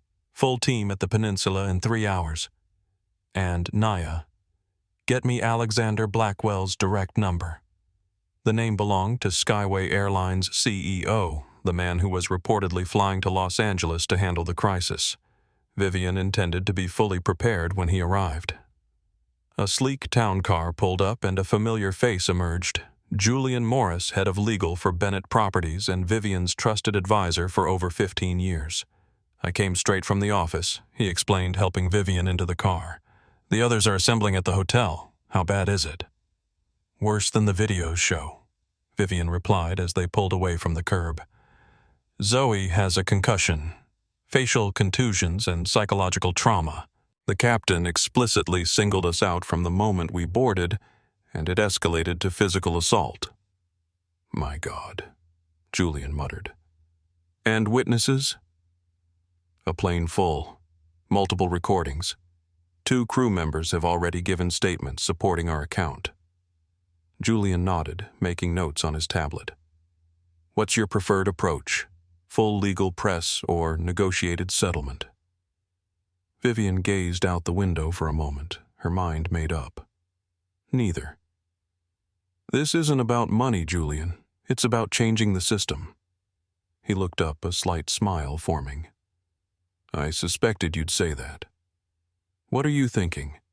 I'm thinking that Skyway Airlines is about to become the gold standard for anti-discrimination policies and practices in the aviation industry, Vivian replied, steel in her voice. Whether they want to be or not. The car accelerated toward Cedars-Sinai Medical Center, carrying a woman whose determination would soon reshape an entire industry. A woman who had promised her granddaughter that what happened on Flight 1187 would never happen again to anyone. And Vivian Bennett always kept her promises. While Zoe underwent examination at Cedars-Sinai, the digital aftermath of Flight 1187 was erupting with unprecedented force. Amanda Pearson's live stream had been the first to break the story, but dozens of passenger videos now circulated across platforms, each capturing different angles and moments of the confrontation. The hashtags #JusticeForZoe and #SkywayShame were trending nationally with #BlackGirls, in first class rapidly gaining momentum as a statement of solidarity. News organizations scrambled to piece together the story, reaching out to passengers, aviation experts, and civil rights leaders for commentary. CNN's breaking news banner read, Child assaulted on Skyway flight after racial profiling incident. MSNBC featured a split screen of Zoe's injuries alongside Captain Whitfield's service photo with the caption, Airline captain removed from duty after violent confrontation. Inside Skyway, Airline's corporate headquarters in Dallas, the crisis management team had gathered in the executive conference room, faces grim as they assessed the rapidly deteriorating situation. Stock is down 11% and falling, reported the CFO, scrolling through real-time financial data on his tablet. Trading volume is through the roof. The head of public relations, a seasoned veteran of corporate disasters, looked shell-shocked. We've received over 50,000 messages across our social media platforms in the last hour alone. 97% negative. Multiple calls for boycotts. Celebrity influencers are weighing in. What about Whitfield? Demanded the chief operating officer. Where does that stand? The HR director consulted her notes. He's been removed from duty pending investigation as per protocol. But we have a problem. His personnel file shows 2 previous complaints of similar behavior, both resolved with verbal warnings only. A collective groan filled the room. That's going to look like a pattern of ignoring the problem, the legal counsel observed grimly. The plaintiff's attorneys will have a field day with that. The conference room door opened, and Alexander Blackwell entered. At 52, Skyway's CEO still maintained the trim physique of the collegiate rower he once was, though premature silver at his temples and deep lines around his eyes spoke to the pressures of building the country's 4th-largest airline. I've just watched the videos, he announced without preamble, his voice tight with controlled anger. All of them. I've also spoken with First Officer Donnelly and 2 of the flight attendants. This is indefensible. We're preparing a comprehensive statement, the PR director began. Condemning the actions, expressing support for the family, outlining immediate steps. Spare me the standard playbook, Blackwell interrupted. This isn't a baggage mishap or a flight delay. A child was physically assaulted by one of our captains after being racially profiled and humiliated in front of an entire cabin of passengers. And it's all on video from multiple angles. Legal is preparing for significant liability, the general counsel offered. We should consider an immediate settlement offer, possibly 7 figures. You're missing the point, Blackwell cut in again, pacing now. This isn't just a legal or PR problem. This is a moral failing. That child and her grandmother were in those seats legitimately. They were harassed, humiliated, and ultimately assaulted because of how they look. On my airline. He stopped, his expression hardening. That's not who we are. That's not who I want us to be. The room fell silent, executives exchanging uncertain glances. What are you suggesting? Alex, the COO, finally asked. Blackwell turned to his assistant. Get the jet ready. I'm flying to Los Angeles within the hour. Is that wise? The PR director ventured cautiously. Standard protocol would be to issue a statement first, then perhaps schedule a meeting after things have cooled down. There's nothing standard about this situation, Blackwell replied firmly. And things aren't going to cool down until we demonstrate genuine accountability. I built this airline from a regional carrier with 3 planes into a national brand based on respect and service. I'm not going to hide in my office while that legacy is destroyed. As the executives dispersed to carry out their assignments, Blackwell remained alone in the conference room reviewing the footage again.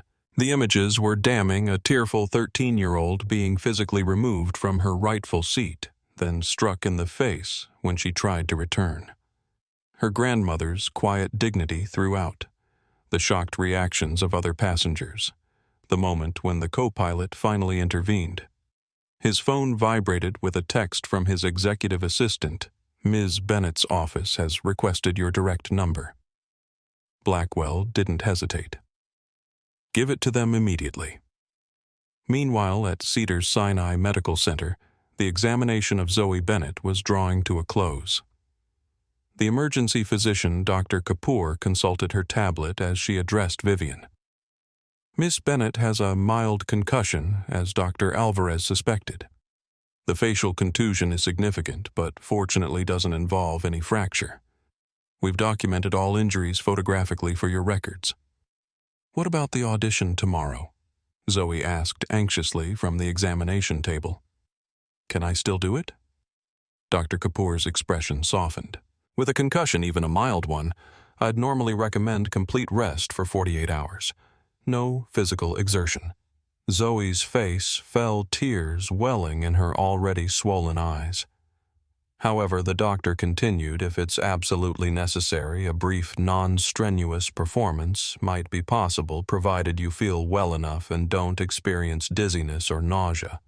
You would need to rest completely before and after. I can do that, Zoe said, immediately straightening with determination. I've been preparing for months. Let's see how you feel in the morning, Vivian suggested gently. Nothing is more important than your health. But Grandma, this is my chance. I can't let him take that away from me too. The simple statement hung in the air, powerful in its clarity. Zoe, young as she was, understood that allowing Captain Whitfield's actions to derail her dreams would be granting him a victory he didn't deserve. Vivian squeezed her granddaughter's hand, fierce pride mingling with concern. Well, make it work, she promised. Somehow.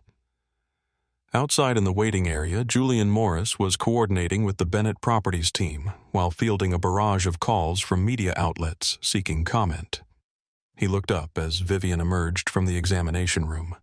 How is she? He asked immediately. Mild concussion, facial contusion. They're discharging her now with monitoring instructions. Vivian's voice was steady, but the strain showed in the tightness around her eyes. What's happening out there? Julian handed her his tablet displaying a social media dashboard. It's gone supernova. Every major news outlet is covering it. Celebrity activists are weighing in. Skyway's stock is in free fall. Vivian scanned the headlines quickly, her expression unreadable. There's more, Julian continued. Alexander Blackwell is flying in personally. His office reached out directly requesting a meeting tonight if possible. Interesting, Vivian murmured. What do we know about him, self-made? Built Skyway from a small regional carrier into a national airline. Reputation for hands-on leadership and customer service focus. No known history of discrimination issues at the executive level, though clearly there are problems in their culture. Vivian nodded thoughtfully. Schedule the meeting for 9 p.m. at the Peninsula. I want our full team present and Zoe needs to rest first. Understood. And the press. No comment until after we've met with Blackwell. But have our statement ready to go, focusing on structural change, not compensation. As they spoke, Zoe emerged from the examination room in a wheelchair, as per hospital protocol, accompanied by Dr. Kapoor and Miguel Alvarez. Despite the swelling that distorted her young face, she managed a small smile when she saw Vivian. Can we go to the hotel now? Grandma Im really tired. Of course, sweetheart. Vivian replied gently, her public persona softening instantly in the presence of her granddaughter. The car is waiting. Doctor. Alvarez approached. I'll leave you here unless you need anything else. You've been incredibly kind, Vivian said sincerely. Thank you for everything. It was the least I could do, he replied. And Ms. Bennett, for what it's worth, I believe what you're doing matters. Not just for Zoe, but for everyone who's ever been made to feel they don't belong. As they parted ways, a hospital administrator hurried over. Ms. Bennett, there is a rather large media presence gathering outside the main entrance. We can arrange for you to use a private exit if you prefer. Vivian considered this briefly, then shook her head. No, thank you. We have nothing to hide. Julian raised an eyebrow. Are you sure Zoe's been through enough today? Vivian looked to her granddaughter. What do you think Zoe private exit or front door? Zoe straightened in the wheelchair, a glimpse of her usual spirit returning. Front door. I'm not ashamed of anything. And so, as they emerged through Cedars-Sinai main entrance, cameras captured the image that would dominate news cycles for days to come. 13-year-old Zoe Bennett, face bruised, but expression determined, being gently helped into a luxury town car by her grandmother, whose quiet dignity spoke volumes without a single word being uttered. In Dallas, Alexander Blackwell boarded the corporate jet with a single briefcase, having cleared his schedule indefinitely. His phone buzzed with a news alert. The first lawsuit against Skyway had already been filed by passengers claiming emotional distress from witnessing the incident. Blackwell knew this was just the beginning. The real challenge lay ahead in Los Angeles, where he would face Vivian Bennett, a woman who he was quickly learning had built her own remarkable career on turning moments of injustice into catalysts for change. As his aircraft taxied toward the runway, Blackwell scrolled through one last report. Bennett Properties' extensive history of successful discrimination lawsuits and subsequent corporate reform initiatives. The pattern was clear. Vivian Bennett didn't seek financial settlements. She demanded fundamental change, and she usually got it. The luxury town car carrying Vivian and Zoe Bennett pulled up to the Peninsula Hotel's discreet side entrance, where the head of security was waiting to escort them directly to their suite, bypassing the lobby where several reporters had already stationed themselves. The hotel, accustomed to high-profile guests requiring privacy, had implemented its VIP protocol the moment Julian Morris had called ahead. Ms. Bennett, everything has been arranged as requested, the security director informed them as they entered the private elevator. Your team is assembled in the conference room of your suite, and we've enhanced security throughout the property. Thank you, Vivian replied. Has our luggage arrived from the airport? Yes, ma'am. Everything has been placed in your respective rooms. As they ascended to the penthouse level, Zoe leaned heavily against her grandmother, the fatigue and emotional toll of the day finally overwhelming her young body. The ice pack she held against her face couldn't completely hide the swelling that had now developed into a distinct black eye. Almost there, sweetheart, Vivian murmured, supporting her with a gentle arm around the shoulders. You can rest soon. The suite that welcomed them was a study in luxury spacious rooms with panoramic views of Los Angeles' elegant furnishings and the hushed efficiency of high-end hospitality. But what caught Vivian's attention immediately was the team assembled in the main living area, 6 professionals from Bennett Properties' Crisis Management Division, including Julian Morris, who had somehow managed to arrive ahead of them. Zoe needs to rest before anything else, Vivian announced, guiding her granddaughter toward one of the bedrooms. Julian, give me 15 minutes. While Vivian helped Zoe settle in, gently applying a fresh ice pack and ensuring she had everything she needed, the team outside prepared for the strategy session ahead. Laptops opened, documents were arranged, and the latest social media analyses were pulled up on tablets. When Vivian emerged, her public persona was firmly back in place, the successful CEO who had navigated countless corporate challenges over decades in business. Status report, she requested, taking her seat at the head of the conference table. Danielle Chen, her chief of staff, began the briefing. The incident has gone viral across all platforms. Over 5 million views of the combined videos. Every major news outlet is covering it. Skyway's stock closed down 15% and is still falling in after-hours trading. Captain Whitfield suspended pending investigation, Julian replied. But we've uncovered 2 previous complaints against him for similar behavior, both handled with minimal disciplinary action. Clear pattern of ignored warning signs. The crew. First Officer Donnelly and Flight Attendant Rodriguez have both given statements supporting our account. Flight Attendant Palmer's situation is more complicated. He followed orders but clearly showed reluctance and distress. Vivian nodded thoughtfully. And Alexander Blackwell. His plane landed 30 minutes ago, Danielle reported. He's requested a meeting at your convenience. No entourage, no PR team, just him. Interesting, Vivian mused. That suggests he's either genuinely committed to addressing this personally, or he's attempting to manage the optics by appearing humble and direct. His background checks out, offered Raj Patel, their research analyst. Built Skyway from a small regional carrier into a national airline over 15 years. Reputation for hands-on leadership. No personal history of discrimination complaints. Actually has a decent record of diversity initiatives at the corporate level.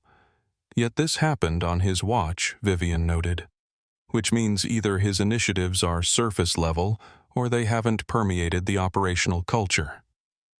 She stood and moved to the window, gazing out at the Los Angeles skyline as she considered their approach. This wasn't her first experience with corporate discrimination, nor was it her first time leveraging such an incident into meaningful change. The pattern was familiar, but the stakes felt higher with Zoe directly involved. Julian confirmed the meeting with Blackwell for 9 p.m. here in the suite, she decided. Danielle, prepare our proposal, comprehensive anti-discrimination reforms, independent oversight committee, transparent reporting mechanisms, mandatory training with real consequences for non-compliance. The works. What about compensation? Julian asked. This isn't about money, Vivian replied firmly. It's about ensuring no other child experiences what Zoe did today. However, she added, include a substantial endowment for a scholarship fund focused on increasing diversity in aviation. That will be our only financial demand. The team nodded, understanding Vivian's strategy. This approach had worked before. Transform personal injury into structural reform, use leverage not for individual gain, but for collective improvement. Zoe's audition, Danielle inquired gently, is still on the schedule for tomorrow morning, Vivian confirmed. The doctor cleared her for brief physical activity as long as she rests before and after. She's determined to go through with it. I've arranged for a private car and security, Julian noted. And I took the liberty of contacting the academy. They're aware of the situation and have offered to adjust her audition time if needed. Thank you, Vivian said sincerely. Now let's prepare for Blackwell. I want to know exactly what kind of man I'm dealing with before he walks through that door. While the team continued their preparations in Zoe's room, the young dancer had fallen into an exhausted sleep, her dreams troubled by the day's events. Twice she startled awake momentarily, disoriented, reaching for her face where the pain pulsed steadily beneath the ice pack. The second time Vivian was there, gently smoothing her hair back from her forehead. I'm here, sweetheart. You're safe, Grandma Zoe murmured, still half asleep. Will I still be able to dance tomorrow if you feel up to it? Yes. The academy knows what happened, and they're being very accommodating. Zoe nodded slightly, wincing at the movement. "I want to dance," she said with quiet determination. "I need to show them they can't take that away from me." Vivian felt a surge of fierce pride. Even at 13, Zoe understood something fundamental about resistance, that sometimes simply continuing to exist in spaces others would deny you is itself an act of courage. "Rest now," she soothed. "We'll take it one step at a time." As Zoe drifted back to sleep, Vivian returned to the main room where her team was putting the finishing touches on their strategy. The television played silently in the background, showing footage of the incident alongside expert commentary and reaction shots of crowds gathering outside Skyway's corporate headquarters with hastily made signs demanding justice. At precisely 8:55 p.m., the house phone rang. "Ms. Bennett, Mr. Blackwell has arrived. Send him up," Vivian directed, then turned to her team. "Places everyone. Remember, we're not seeking apologies or explanations. We're seeking commitment to specific, measurable change."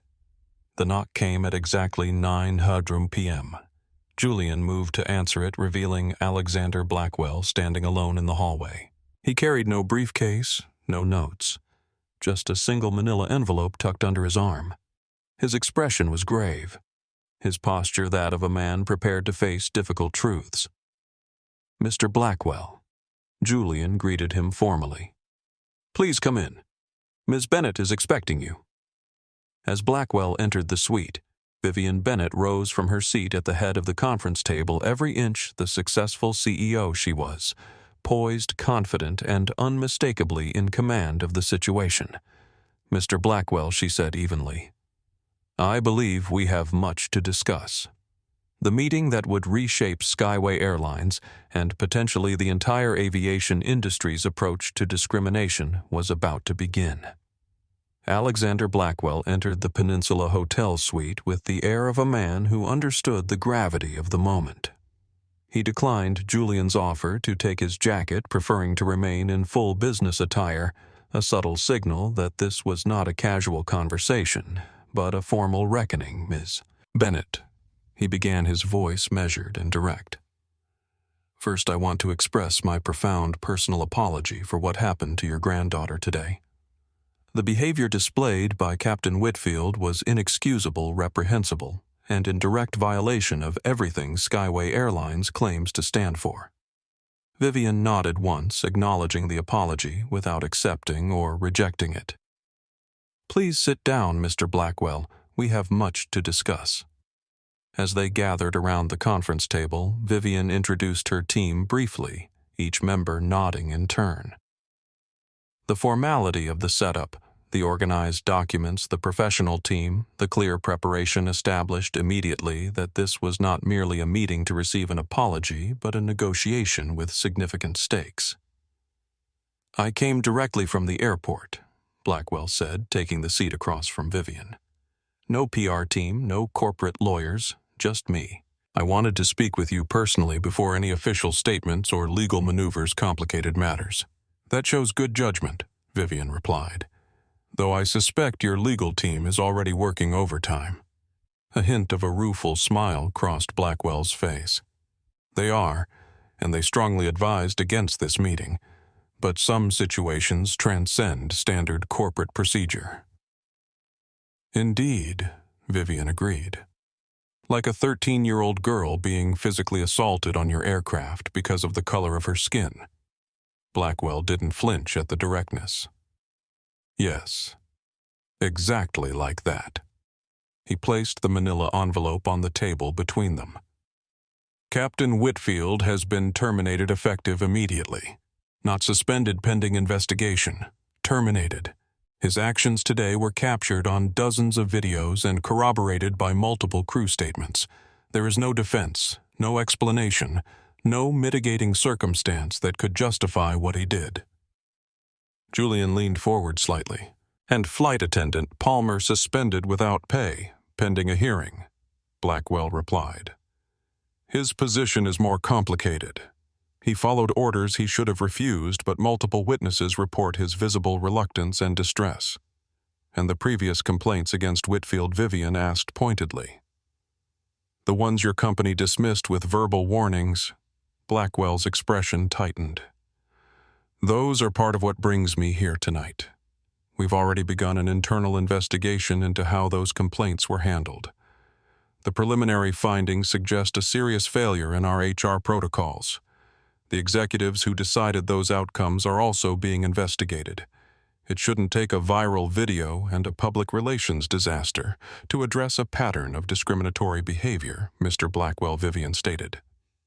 No, it shouldn't, he agreed without hesitation. And that's precisely why I'm here. This incident has exposed fundamental flaws in our company culture and procedures that I cannot and will not ignore. He leaned forward, his expression earnest. Ms. Bennett, I didn't build Skyway to be a company where something like this could happen. I need to fix what's broken. Vivian studied him carefully. After decades in business, she had developed a keen sense for distinguishing genuine contrition from damage control.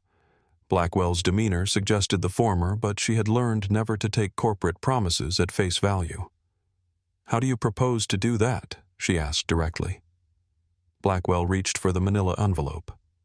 I've drafted a preliminary plan for structural reforms throughout Skyway Airlines. He slid the document across the table. It's not comprehensive yet. I wanted your input before finalizing anything, but it outlines immediate steps and long-term initiatives to address the root causes of today's incident. Julian retrieved the document and handed it to Vivian, who opened it and began scanning the contents. Her team leaned in slightly, watching her reaction. This is more substantive than I expected, she acknowledged after a moment. Mandatory diversity training for all staff bias reporting mechanisms, revised hiring practices, flight crew diversity initiatives. She looked up at Blackwell. But these are mostly internal processes. What about accountability? What happens when these policies are violated? Turn to page 4, Blackwell suggested. Vivian did so, her eyebrows rising slightly as she read. An independent oversight committee with termination authority. Yes, Blackwell confirmed. A committee composed of industry experts, civil rights advocates, and passenger representatives with the power to review bias complaints and enforce consequences up to and including termination of any employee, regardless of position or seniority. Including executives, Julian pressed. Including me, Blackwell stated firmly. No exceptions. The room fell silent as Vivian continued reading, occasionally making notes in the margins. Finally, she closed the document and looked up at Blackwell. This is a good start, she said. But it's still reactive. What about prevention? How do you plan to change the culture that allowed Captain Whitfield to believe his behavior was acceptable in the first place? Blackwell nodded, accepting the critique. That's where I was hoping for your expertise, Ms. Bennett. Your company's diversity initiatives are considered the gold standard in commercial real estate. I want to implement something similar at Skyway, but adapted for our industry's specific challenges. Danielle Chen, who had been silently observing until now, spoke up. We've prepared our own proposal. She slid a document across the table to Blackwell. The Skyway Skies Initiative, a comprehensive program addressing both prevention and response. Blackwell opened the document and began reading, his expression growing increasingly impressed. This is remarkably thorough, he said after a moment, especially considering you've had only hours to prepare it. We've had decades of experience dealing with institutional discrimination. Mr. Blackwell, Vivian replied evenly. The specific context changes, but the underlying issues remain consistent. Blackwell continued reading, occasionally nodding. Proactive auditing using anonymous testers, mandatory scenario training using real-world examples, transparent public reporting of all bias complaints and resolutions. These are excellent proposals. There's more, Julian added. Turn to the last section. Blackwell did so, his eyes widening slightly. a scholarship fund for minority students pursuing careers in aviation. Yes, Vivian confirmed. Endowed by Skyway Airlines with an initial contribution of $5 million and sustained through annual commitments. That's a significant financial commitment, Blackwell observed. It is, Vivian agreed. But not compared to what you'd likely pay in legal settlements and brand damage from this incident alone. And more importantly, it addresses the pipeline problem that contributes to the lack of diversity in cockpits and executive suites throughout the industry. Blackwell set down the document and met Vivian's gaze directly. "I'll do it. All of it. The oversight committee, the training programs, the auditing mechanisms, the scholarship fund, everything in both proposals. And I want you to chair the implementation committee."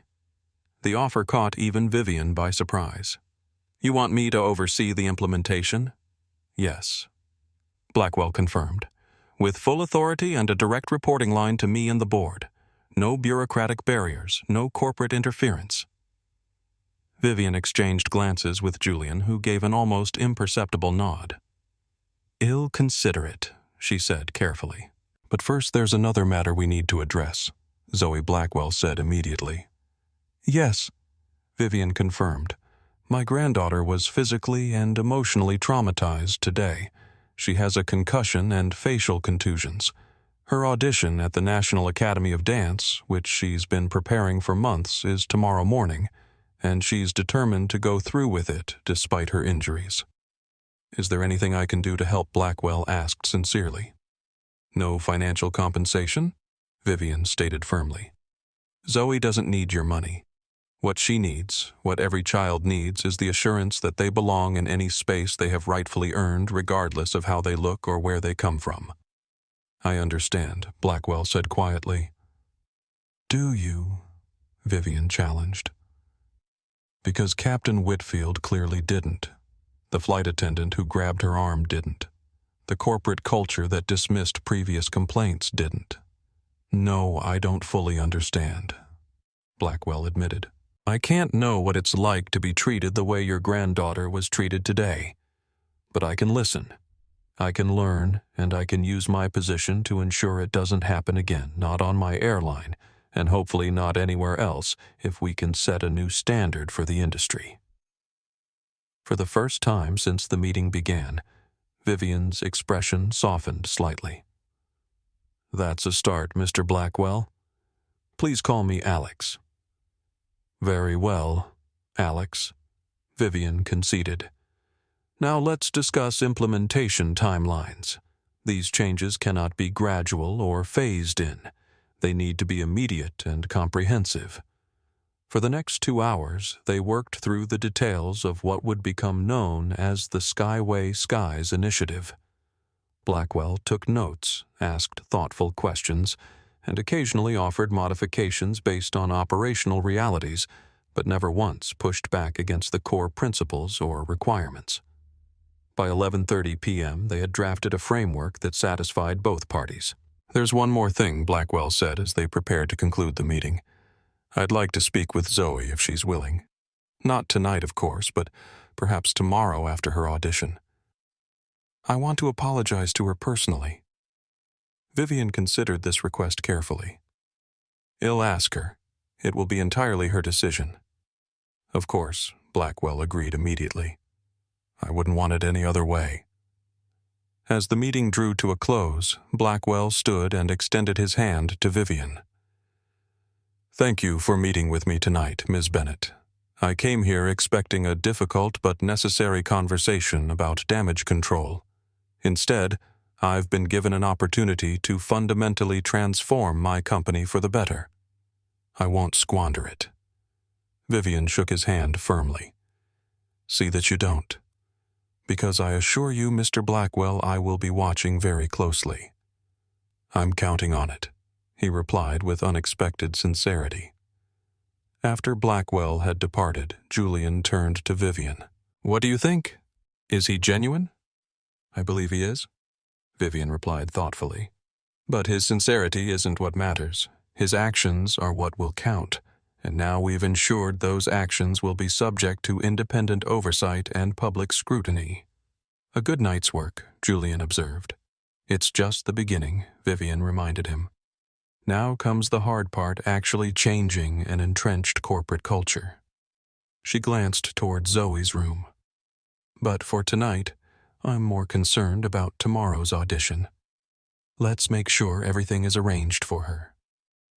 As her team dispersed to their respective tasks, Vivian quietly opened the door to Zoe's room. The girl was sleeping peacefully now, the ice pack having slipped from her hand onto the bed beside her. Even in sleep, her swollen face bore evidence of the day's trauma. Vivian carefully adjusted the covers around her granddaughter, gently brushing a strand of hair from her forehead. You showed more courage today than most adults ever will, she whispered. And tomorrow you'll dance. Not despite what happened, but because of it. Because you belong on that stage, just as you belonged in that seat. As she closed the door, Vivian's resolve hardened. The Skyway Skies initiative would be just the beginning. What happened to Zoe would become a catalyst for change throughout an entire industry, a transformation that would ensure no child ever again had to defend their right to occupy the space they had earned. It wasn't just about Skyway Airlines anymore. It was about creating a world where belonging wasn't determined by appearance, where dignity wasn't a privilege, but a right. And Vivian Bennett, as she had done throughout her career, would use every ounce of her influence and determination to make that world a reality. Starting tomorrow with a dance audition that would now carry far more significance than anyone could have anticipated. 1 month after the incident on Flight 1187, the consequences for those directly involved had begun to crystallize. In a private conference room at Bennett Properties' Atlanta headquarters, Vivian reviewed the latest updates with Julian and Danielle. Captain Whitfield's termination has been upheld by the arbitration panel, Julian reported, referencing his notes. His appeal was denied unanimously. Additionally, the FAA has suspended his pilot's license pending a formal review which could result in permanent revocation, and the criminal charges Vivian inquired. The Los Angeles District Attorney has filed misdemeanor assault charges, Julian confirmed.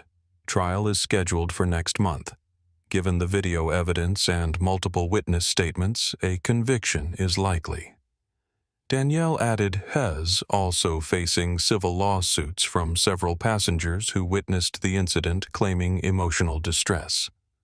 His attorney has reached out 3 times requesting that you intervene with the DA, which we've declined, Vivian stated rather than asked. Correct, Julian confirmed.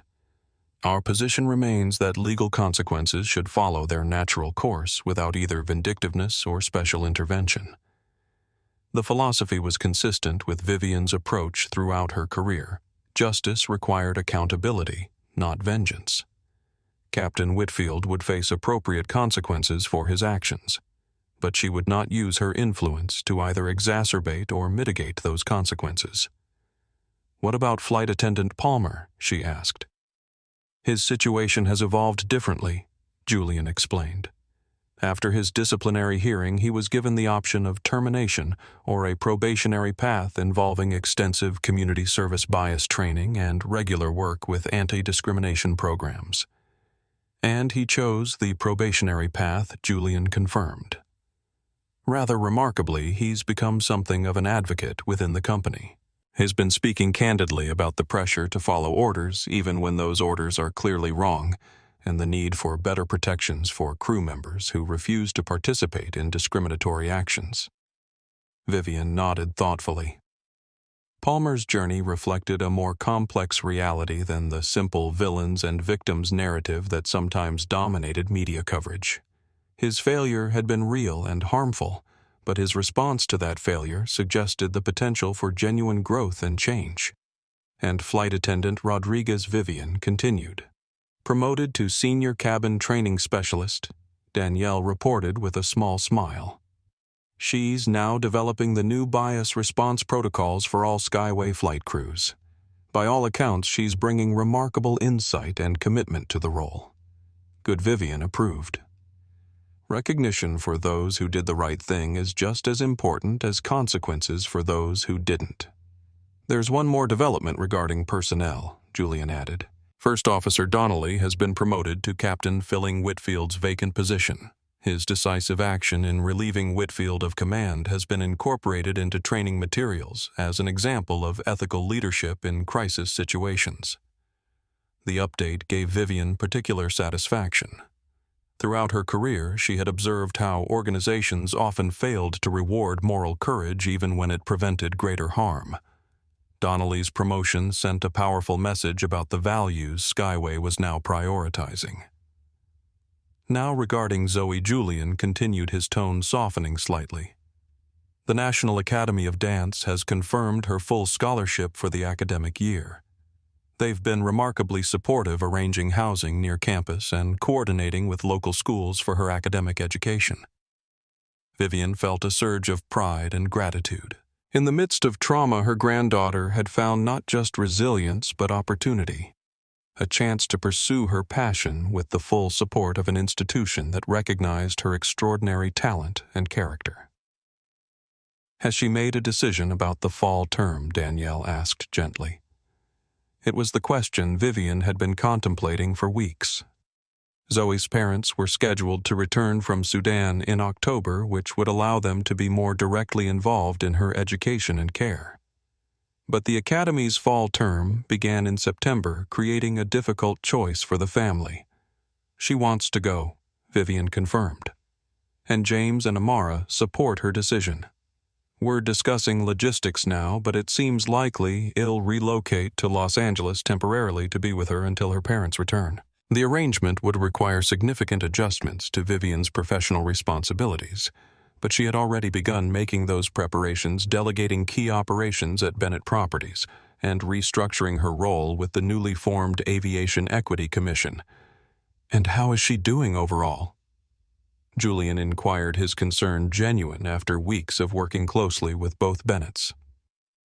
"Better than might be expected," Vivian replied, a mix of pride and lingering concern in her voice. "The physical injuries have healed completely.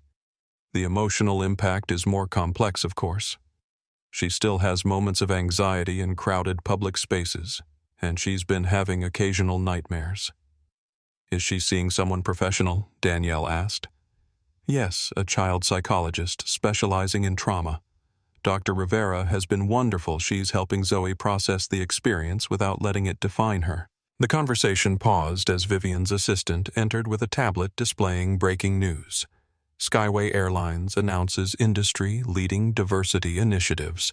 Stock rises 4%. It seems the market is responding positively to the changes, Julian observed. "The financial metrics were never our primary concern," Vivian reminded him, "but it's certainly helpful in sustaining corporate commitment to the reforms." As they concluded their review of individual outcomes, Vivian reflected on the complex interplay of justice, accountability, and transformation that had emerged from the incident. What had happened to Zoe remained painful and unjust. Nothing could change that fundamental reality. But the ripple effects of that moment had created opportunities for meaningful change that extended far beyond the individuals directly involved. Captain Whitfield would face appropriate consequences for his actions. Flight attendant Palmer had found a path toward redemption through accountability and advocacy. Sophia Rodriguez and James Donnelly had received recognition for their moral courage. And Zoe remarkable resilient. Zoe had not only persevered, but thrived, turning trauma into opportunity without minimizing the injustice she had experienced. It wasn't a perfect resolution. No resolution could be given the harm that had occurred. But it represented a thoughtful balancing of accountability, growth, and forward progress. And in Vivian's decades of experience addressing instances of discrimination, such balance was often the most sustainable foundation for lasting change. The grand ballroom of the Washington Convention Center hummed with anticipation as representatives from major airlines industry associations, civil rights organizations, and government agencies gathered for the official launch of the Aviation Equity Commission.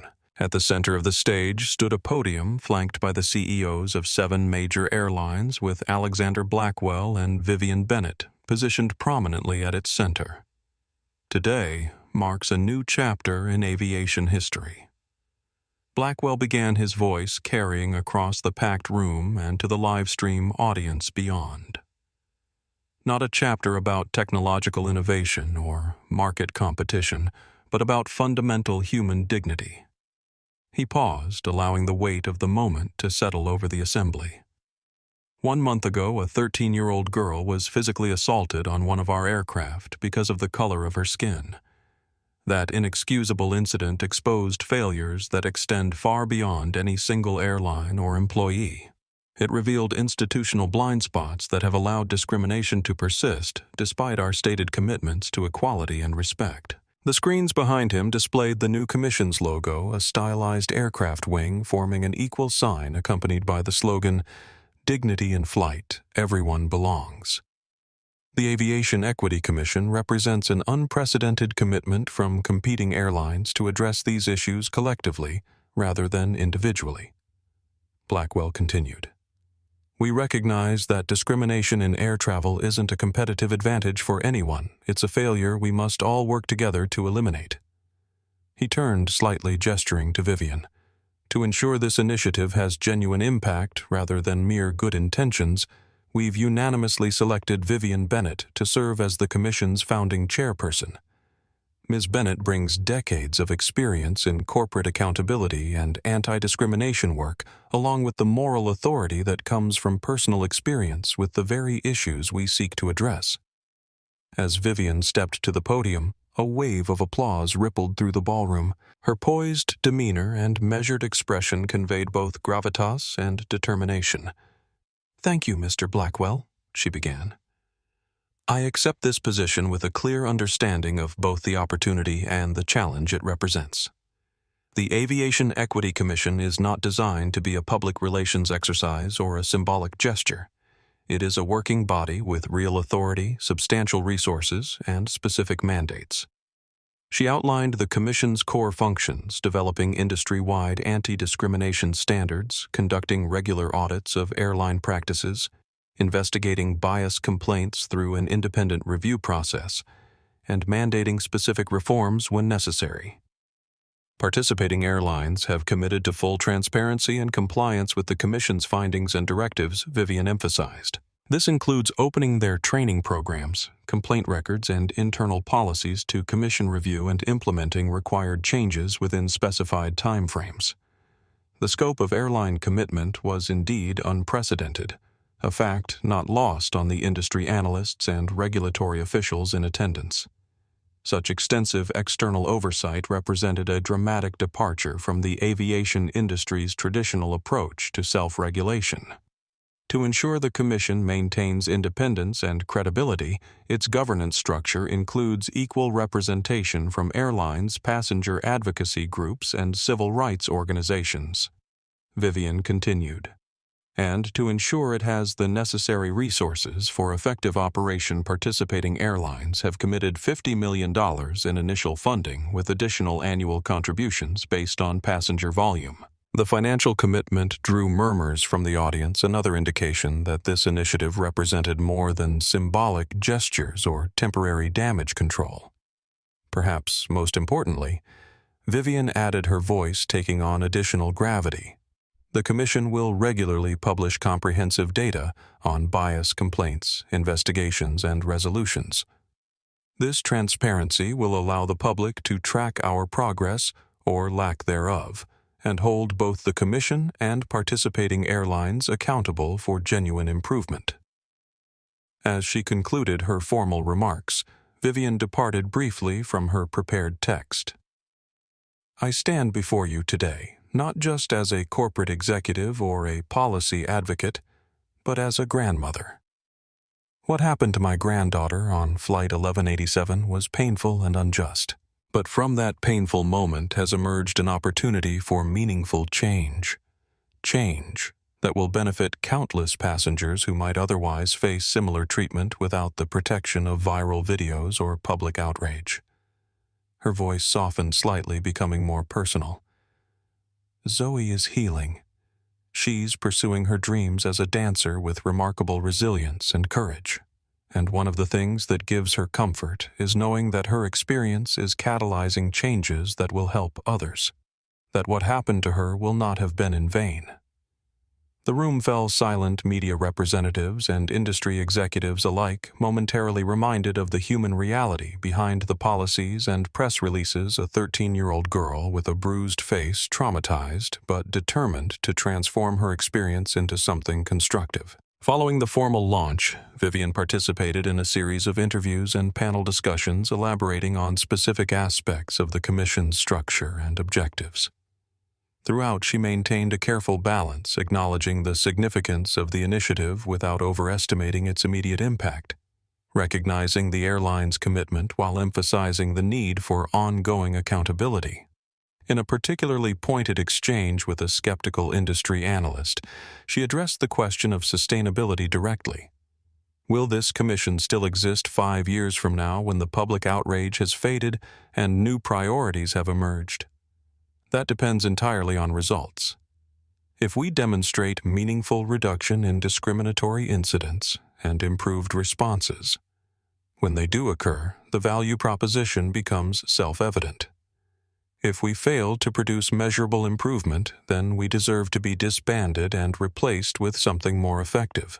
Later that evening, in a more private gathering with the Commission's founding board members, Vivian outlined her vision for the first year of operations. We'll begin with a comprehensive baseline assessment of current practices across all participating airlines, she explained. This will give us concrete metrics against which to measure progress. Simultaneously, we'll establish the independent review process for bias complaints, ensuring it's accessible to all passengers, regardless of language technology access or legal knowledge. Sarah Martinez, president of the Association of Flight Attendants, and a key ally in the Commission's formation, raised a critical question. How do we ensure this remains a priority when the next crisis emerges?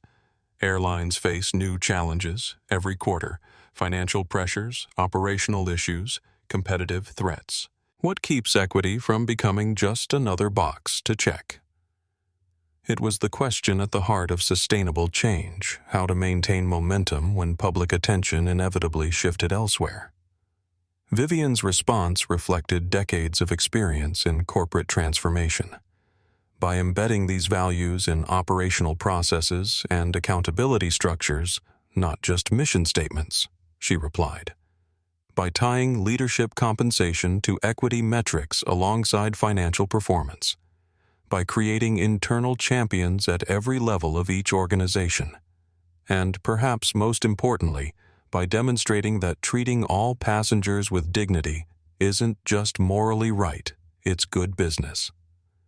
As the discussion continued, Alexander Blackwell observed the interaction with thoughtful attention. The Skyway CEO had undergone a visible evolution over the past month from crisis manager to genuine advocate. The transformation seemed authentic rather than strategic, suggesting the possibility that institutional change might sometimes begin with personal change. Later, as the gathering concluded, he approached Vivian privately. I wanted you to know that the Skyway Skies Scholarship Program has selected its first recipients, he informed her. 10 students from underrepresented backgrounds who will receive full funding for aviation career training from pilot certification to aerospace engineering. That's excellent news, Vivian acknowledged. Expanding the pipeline is essential for long-term transformation. There's something else, Blackwell continued, a hint of emotion in his voice. The program's official name is the Zoe Bennett Scholarship for Aviation Excellence. With your permission, of course. The gesture caught Vivian by surprise, a reminder that beneath the corporate structures and policy initiatives were human beings capable of genuine growth and understanding. I'll need to discuss it with Zoe, she replied carefully. It's her name, her experience. She should decide how it's used. Of course, Blackwell agreed immediately. It was presumptuous to suggest it without consulting her first. Please extend my apologies. As Vivian departed the convention center that evening, she reflected on the day's events with cautious optimism. The Aviation Equity Commission represented a promising framework for industry-wide change, one with substantial resources, meaningful authority, and transparent accountability. But frameworks alone didn't create transformation. That would require sustained commitment, cultural evolution, and constant vigilance against the tendency for institutions to revert to comfortable patterns. The journey ahead would be challenging, certainly, but as she recalled Zoe's words from a month earlier, "I want to show them they can't take that away from me," Vivian felt a renewed sense of purpose. This work wasn't just about policies and procedures. It was about ensuring that every passenger could move through the world with the dignity and respect they deserved, regardless of how they looked or where they came from. It was in the most fundamental sense about belonging, and that made all the challenges worthwhile.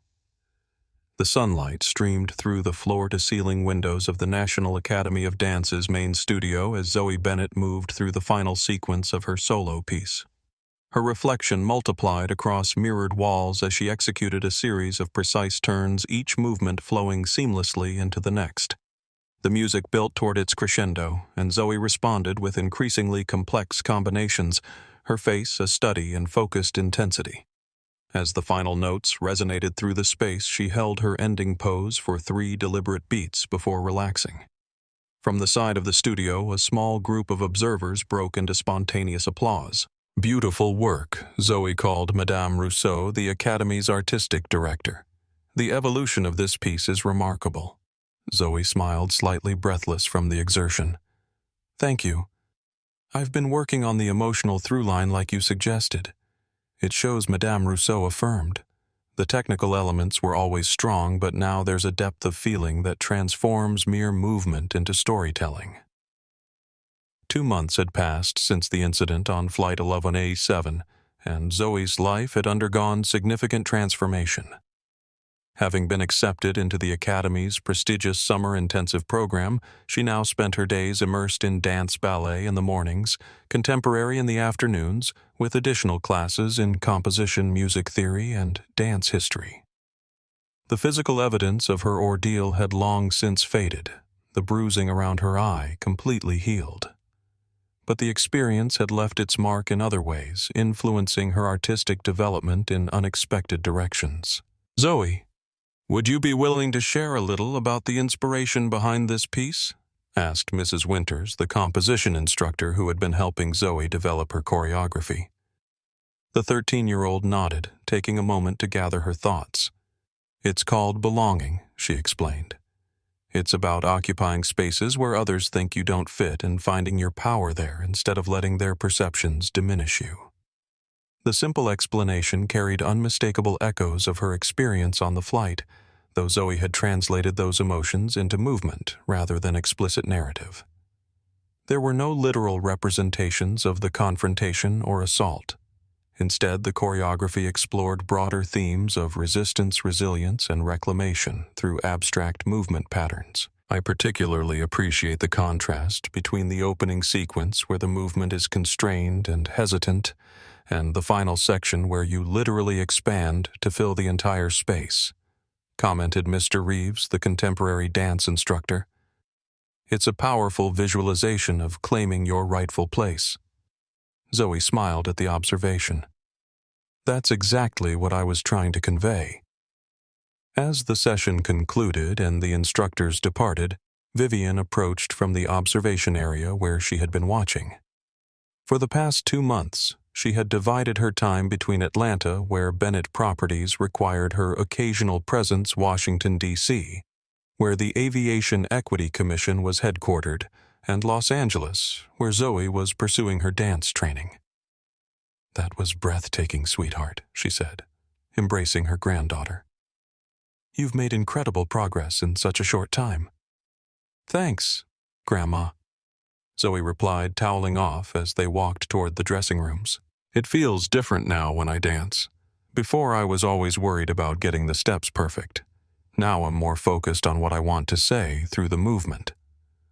The observation reflected a maturity beyond her 13 years, a deepened artistic perspective that had emerged paradoxically from trauma. Without minimizing the injustice she had experienced, Zoe had somehow found a way to transform it into creative growth. Later, as they shared an early dinner at a cafe near the academy, Zoe brought up a topic that had been on her mind. "I've been thinking about Mr. Blackwell's request," she said, "about naming the scholarship program after me." Vivian set down her fork, giving her granddaughter her full attention. "And what are your thoughts?" At first, I wasn't sure, Zoe admitted. It seemed weird to have my name on something so official. But then I realized it could be important, not because it's my name specifically, but because it connects the scholarship to what actually happened.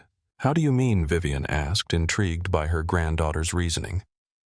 "Well, if they just called it the Skyway Diversity Scholarship or something corporate like that, it would be easy to forget why it exists," Zoe explained. "But with my name on it, everyone who applies or receives it will know it came from a real incident where a real person was hurt because of discrimination. And that makes the purpose clearer." Vivian nodded, once again impressed by Zoe's insight. "That's a very thoughtful perspective. So, I think I want to say yes," Zoe concluded, "but with one condition. What's that? I want to meet the scholarship recipients each year, not just as a photo opportunity, but to really talk with them about their goals and experiences. If my name is going to be on it, I want to be genuinely involved." The request reflected Zoe's growing understanding of meaningful engagement versus tokenism, another aspect of her accelerated maturation in the wake of the incident. "I think that's entirely reasonable," Vivian agreed. "I'll convey your decision to Mr. Blackwell along with your condition." As they continued their meal, the conversation shifted to practical matters. Zoe's upcoming performance in the Academy's summer showcase arrangements for her parents' return from Sudan and preparations for the fall academic term. "Dad says they might be able to come back a few weeks early." Zoe mentioned, her face brightening at the prospect, maybe even in time for the showcase. "That would be wonderful," Vivian agreed. "I know how much they want to see you perform." Despite the physical distance, James and Amara Bennett had remained closely connected to their daughter's journey, participating in weekly video calls and receiving regular updates on both her dance progress and her psychological healing. They had been supportive of her decision to pursue the opportunity at the National Academy, recognizing the importance of not allowing the incident to derail her dreams. "Grandma," Zoe said suddenly, her expression turning more serious, "do you think what happened on the plane will always be part of my story? Will I always be that girl who was dragged from her seat?" The question revealed a concern that had been simmering beneath Zoe's outward resilience, the fear of being permanently defined by a single traumatic moment. Vivian considered her response carefully. "It will always be part of your story. Yes," she acknowledged honestly, "but it won't be your whole story, or even the most important part of it. Already you're becoming known for your dancing, for your choreography, for the way you express complex emotions through movement. And as you continue to grow and create and achieve, that incident will become just one chapter in a much larger narrative." Zoe nodded, seeming reassured by this perspective. "I've been talking with Dr. Rivera about that too," she mentioned, referring to her therapist. "She says trauma can either become a limiting identity or a formative experience depending on how we integrate it." "Dr. Rivera is very wise," Vivian observed. "And based on what I've seen in these past 2 months, you're definitely taking the integration path." Later that evening, as they returned to their temporary apartment near the academy, Zoe received a message that brought an unexpected smile to her face. "What is it?" Vivian inquired, noting her granddaughter's reaction. "It's from Sofia Rodriguez." Zoe explained, showing her the screen. "She's been promoted to head of flight attendant training for the entire Skyway system. She says she's incorporating my story into their new training program, just like we discussed." The development represented another example of how the incident's impact continued to ripple outward in constructive ways, changing not just individual lives, but institutional practices and professional standards. As Zoe prepared for bed, Vivian found herself reflecting on the remarkable journey they had traveled since that day on Flight 1187. The incident had been painful and unjust without question, but it had also catalyzed transformation in Zoe and Skyway Airlines, in the aviation industry more broadly, and even in Vivian's own professional focus. From trauma had emerged not just resilience but purpose, a sense of meaning that transcended the original injustice. And while nothing could erase what had happened, the direction of what followed suggested the possibility of genuine healing, not just for individuals, but for systems. As she kissed her granddaughter goodnight, Vivian was struck once again by the extraordinary courage and wisdom this child had demonstrated throughout the ordeal. "I'm so proud of you, Zoe," she said softly. "Not just for your dancing, but for who you are, your strength, your insight, your determination to create something positive from a negative experience." "I learned it from you," Grandma Zoe replied sleepily. "You always say that what matters isn't what happens to us, but how we respond." The simple statement captured the essence of Vivian's life philosophy, one she had developed through decades of confronting discrimination and working for change. Now, in her granddaughter, she saw that philosophy taking root in a new generation, promising to extend its impact far beyond her own lifetime. It was perhaps the most meaningful legacy she could hope to leave. The atmosphere in the grand ballroom of the Beverly Hilton was electric with anticipation. Hundreds of aviation industry professionals, civil rights advocates, and media representatives had gathered for the first annual Aviation Equity Summit, a conference that would have been unimaginable just 12 months earlier. On the main stage, a distinguished panel discussed the progress made during the inaugural year of the Aviation Equity Commission. Charts and graphs on the screens behind them told a compelling story. Bias complaints down 47% across participating airlines, response protocols standardized throughout the industry. Transparent reporting mechanisms implemented at over 300 airports nationwide. The data is encouraging, noted Dr. Marcus Chen, the Commission's research director. But numbers only tell part of the story. The real measure of success is the changing experience of passengers from all backgrounds as they navigate air travel. In the front row, Vivian Bennett listened with careful attention, making occasional notes on her tablet. As the Commission's founding chairperson, she had guided its evolution from concept to functioning reality, navigating the complex intersection of corporate interests, regulatory requirements, and authentic accountability. Beside her sat Zoe, now 14 and noticeably taller than she had been a year earlier. Her presence at the summit was both symbolic and substantive, a living reminder of the incident that had catalyzed the Commission's formation, but also an active participant in its ongoing work. When the panel concluded, the conference transitioned to its keynote presentation. Alexander Blackwell approached the podium, his demeanor reflecting the transformation he had undergone since that initial crisis meeting in the Peninsula Hotel suite. 1 year ago, he began. A 13-year-old girl was assaulted on a Skyway Airlines flight because of the color of her skin. That inexcusable incident exposed failures that extended far beyond any single airline or employee, failures that demanded fundamental reform rather than superficial damage control. The screens behind him displayed a familiar image, the Aviation Equity Commission's logo, a stylized aircraft wing forming an equal sign accompanied by the slogan, "Dignity in Flight, Everyone Belongs." Today we mark not the conclusion of that reform effort, but its first milestone, Blackwell continued. The Commission's inaugural report, which you've all received, documents both substantial progress and persistent challenges. It represents not just data collection, but a roadmap for continuing improvement. He gestured toward Vivian and Zoe in the front row. We are honored to have with us the two individuals who transformed a moment of injustice into a movement for change. Their courage, insight, and determination have helped reshape not just Skyway Airlines but the entire aviation industry's approach to equity and inclusion. The audience rose in spontaneous standing ovation, a gesture of respect not just for Vivian's professional leadership, but for Zoe's personal resilience and advocacy. Later, during the summit's recognition luncheon, another significant moment unfolded.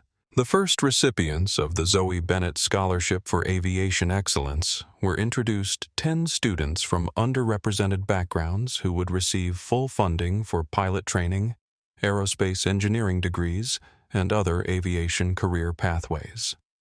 As promised a year earlier, Zoe had been personally involved in the selection process, reviewing applications and participating in finalist interviews. Now she stood to address the scholarship recipients, her composure and articulation belying her youth. "When I boarded that flight to Los Angeles last year," she began, "I was focused on a dance audition. I never imagined that experience would lead to this moment or to the opportunities you're now receiving." Her gaze swept across the 10 scholarship recipients, diverse in age, ethnicity, and background, but united by their dreams of aviation careers and their commitment to equity within the industry. "What happened to me was painful," Zoe acknowledged frankly. "But what you're going to do with these scholarships, the paths you'll forge, the changes you'll create, the example you'll set for others that transforms that painful moment into something meaningful and lasting." The simplicity and authenticity of her address contrasted sharply with the more formal presentations that had preceded it. There was no corporate jargon, no statistical analysis, just the clear voice of a young woman who had somehow found purpose in adversity. "I'm not a pilot or an engineer," she concluded with a small smile. "I'm a dancer. But I believe we're working toward the same goal, creating spaces where everyone truly belongs, where dignity isn't determined by how you look or where you come from. Your success will be part of that journey, and I can't wait to see where it leads."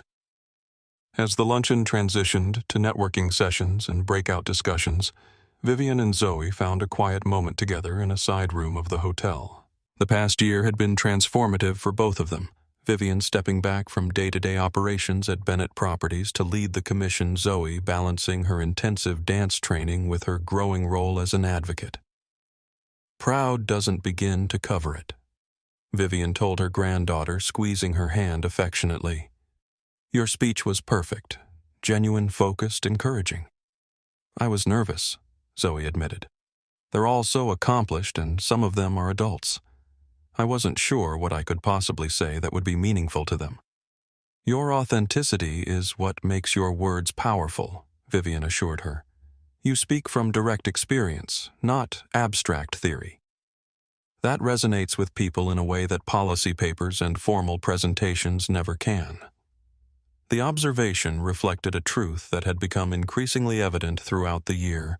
Zoe's impact extended far beyond her role as the face of the incident. She had emerged as a thoughtful, articulate advocate whose perspective helped ground the Commission's work in lived reality rather than corporate abstraction. Their conversation was interrupted by the arrival of Alexander Blackwell, who had been searching for them after the luncheon concluded. "Miss Bennett, Zoe," he greeted them warmly.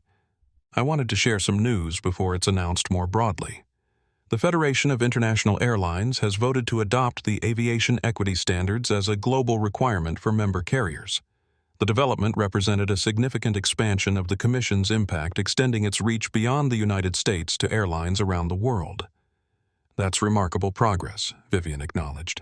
"When we first discussed these standards, there was concern they might create competitive disadvantages for participating airlines." "The opposite has proven true," Blackwell replied. "Our customer satisfaction metrics have actually improved as discriminatory incidents declined. Turns out treating all passengers with dignity is good for business." The observation was delivered without irony, a genuine recognition that ethical practice and business success were not inherently opposed as some had feared. The past year had demonstrated that meaningful reform could align with operational excellence, creating value for both passengers and shareholders. As they prepared to return to the conference sessions, Zoe posed a question that had been on her mind throughout the summit. "Mr. Blackwell, do you think what we're doing will really last, or will things go back to how they were once people forget about what happened?" It was the question at the heart of sustainable change, whether reforms driven by crisis and public attention could survive once that attention inevitably shifted elsewhere. Blackwell considered it thoughtfully before responding. "I believe it will last," he said finally. "Not because of policies or procedures, though those are important, but because we've changed the underlying culture, the unspoken assumptions about who belongs where, whose complaints matter, how authority should be exercised." He glanced at Vivian, acknowledging her expertise in institutional transformation. "Your grandmother taught me something crucial this past year. Genuine change isn't about creating rules that force people to behave differently. It's about creating environments where people naturally make better choices because they understand the why, not just the what." The insight reflected Blackwell's own evolution from crisis manager to authentic advocate, from reactive damage control to proactive leadership. Like the industry he helped reshape, he had been transformed by the journey that began with that painful incident on Flight 1187. As the afternoon sessions commenced, focused on implementing equity practices across different operational areas, Vivian found herself reflecting on the past year's journey. The transformation had not been perfect, or complete bias incidents still occurred, albeit less frequently. Some airlines participated more enthusiastically than others. Passengers still experienced occasional discrimination, but the direction of change was unmistakably positive. The Aviation Equity Commission had established itself as a permanent independent force for accountability within the industry. The standards it developed were being adopted internationally. The data it collected was informing improvements in everything from hiring practices to complaint resolution protocols. And perhaps most significantly, a new generation of aviation professionals was emerging with a fundamentally different perspective on equity and inclusion. The scholarship recipients Zoe had addressed would enter the industry not as passive participants in existing systems, but as active agents of continuing transformation. It wasn't the end of the journey by any means, but it was a meaningful milestone, a moment to acknowledge how far they had come from that traumatic day when a 13-year-old girl had been dragged from her seat and struck in the face for daring to occupy a space someone believed she didn't deserve. No resolution could erase that injustice. No reform could undo the harm that had been done. But together they had transformed that painful moment into something constructive and lasting, a legacy of change that would benefit countless passengers for years to come. And that Vivian reflected as she watched her remarkable granddaughter engage confidently with industry leaders and advocacy partners was perhaps the most healing resolution one could hope for. The sunset painted the Los Angeles sky in brilliant hues of orange and pink as Vivian and Zoe made their way across the tarmac at LAX. Before them stood a sleek Skyway Airlines Boeing 737, not a regular commercial flight, but a special charter bound for Atlanta. "It looks different somehow," Zoe observed, studying the aircraft that so closely resembled the one from Flight 1187 a year earlier. "It should," Vivian replied with a small smile. "It's the first aircraft to be fully retrofitted under the new equity standards, from cabin configuration to crew training to passenger information systems."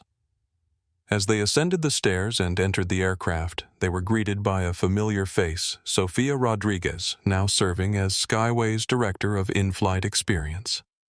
"Welcome aboard," she said with genuine warmth, embracing first Zoe and then Vivian.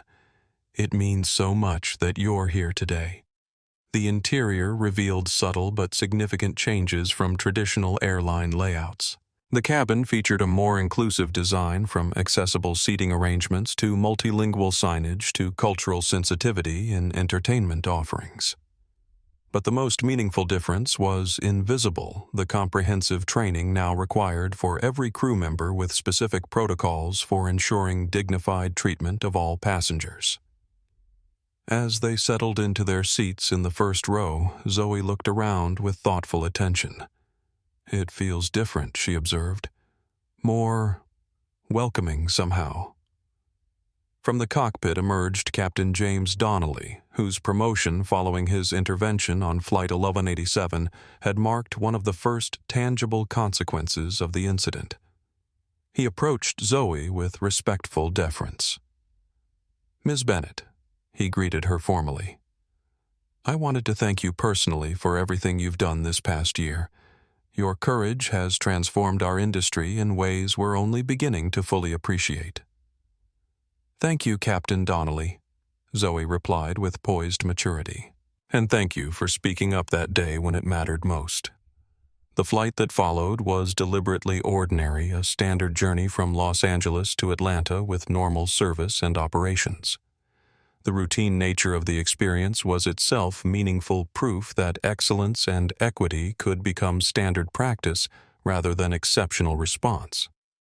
As the aircraft began its descent toward Atlanta, Zoe gazed out the window at the city lights below. This time, rather than apprehension or trauma, her expression showed peaceful reflection.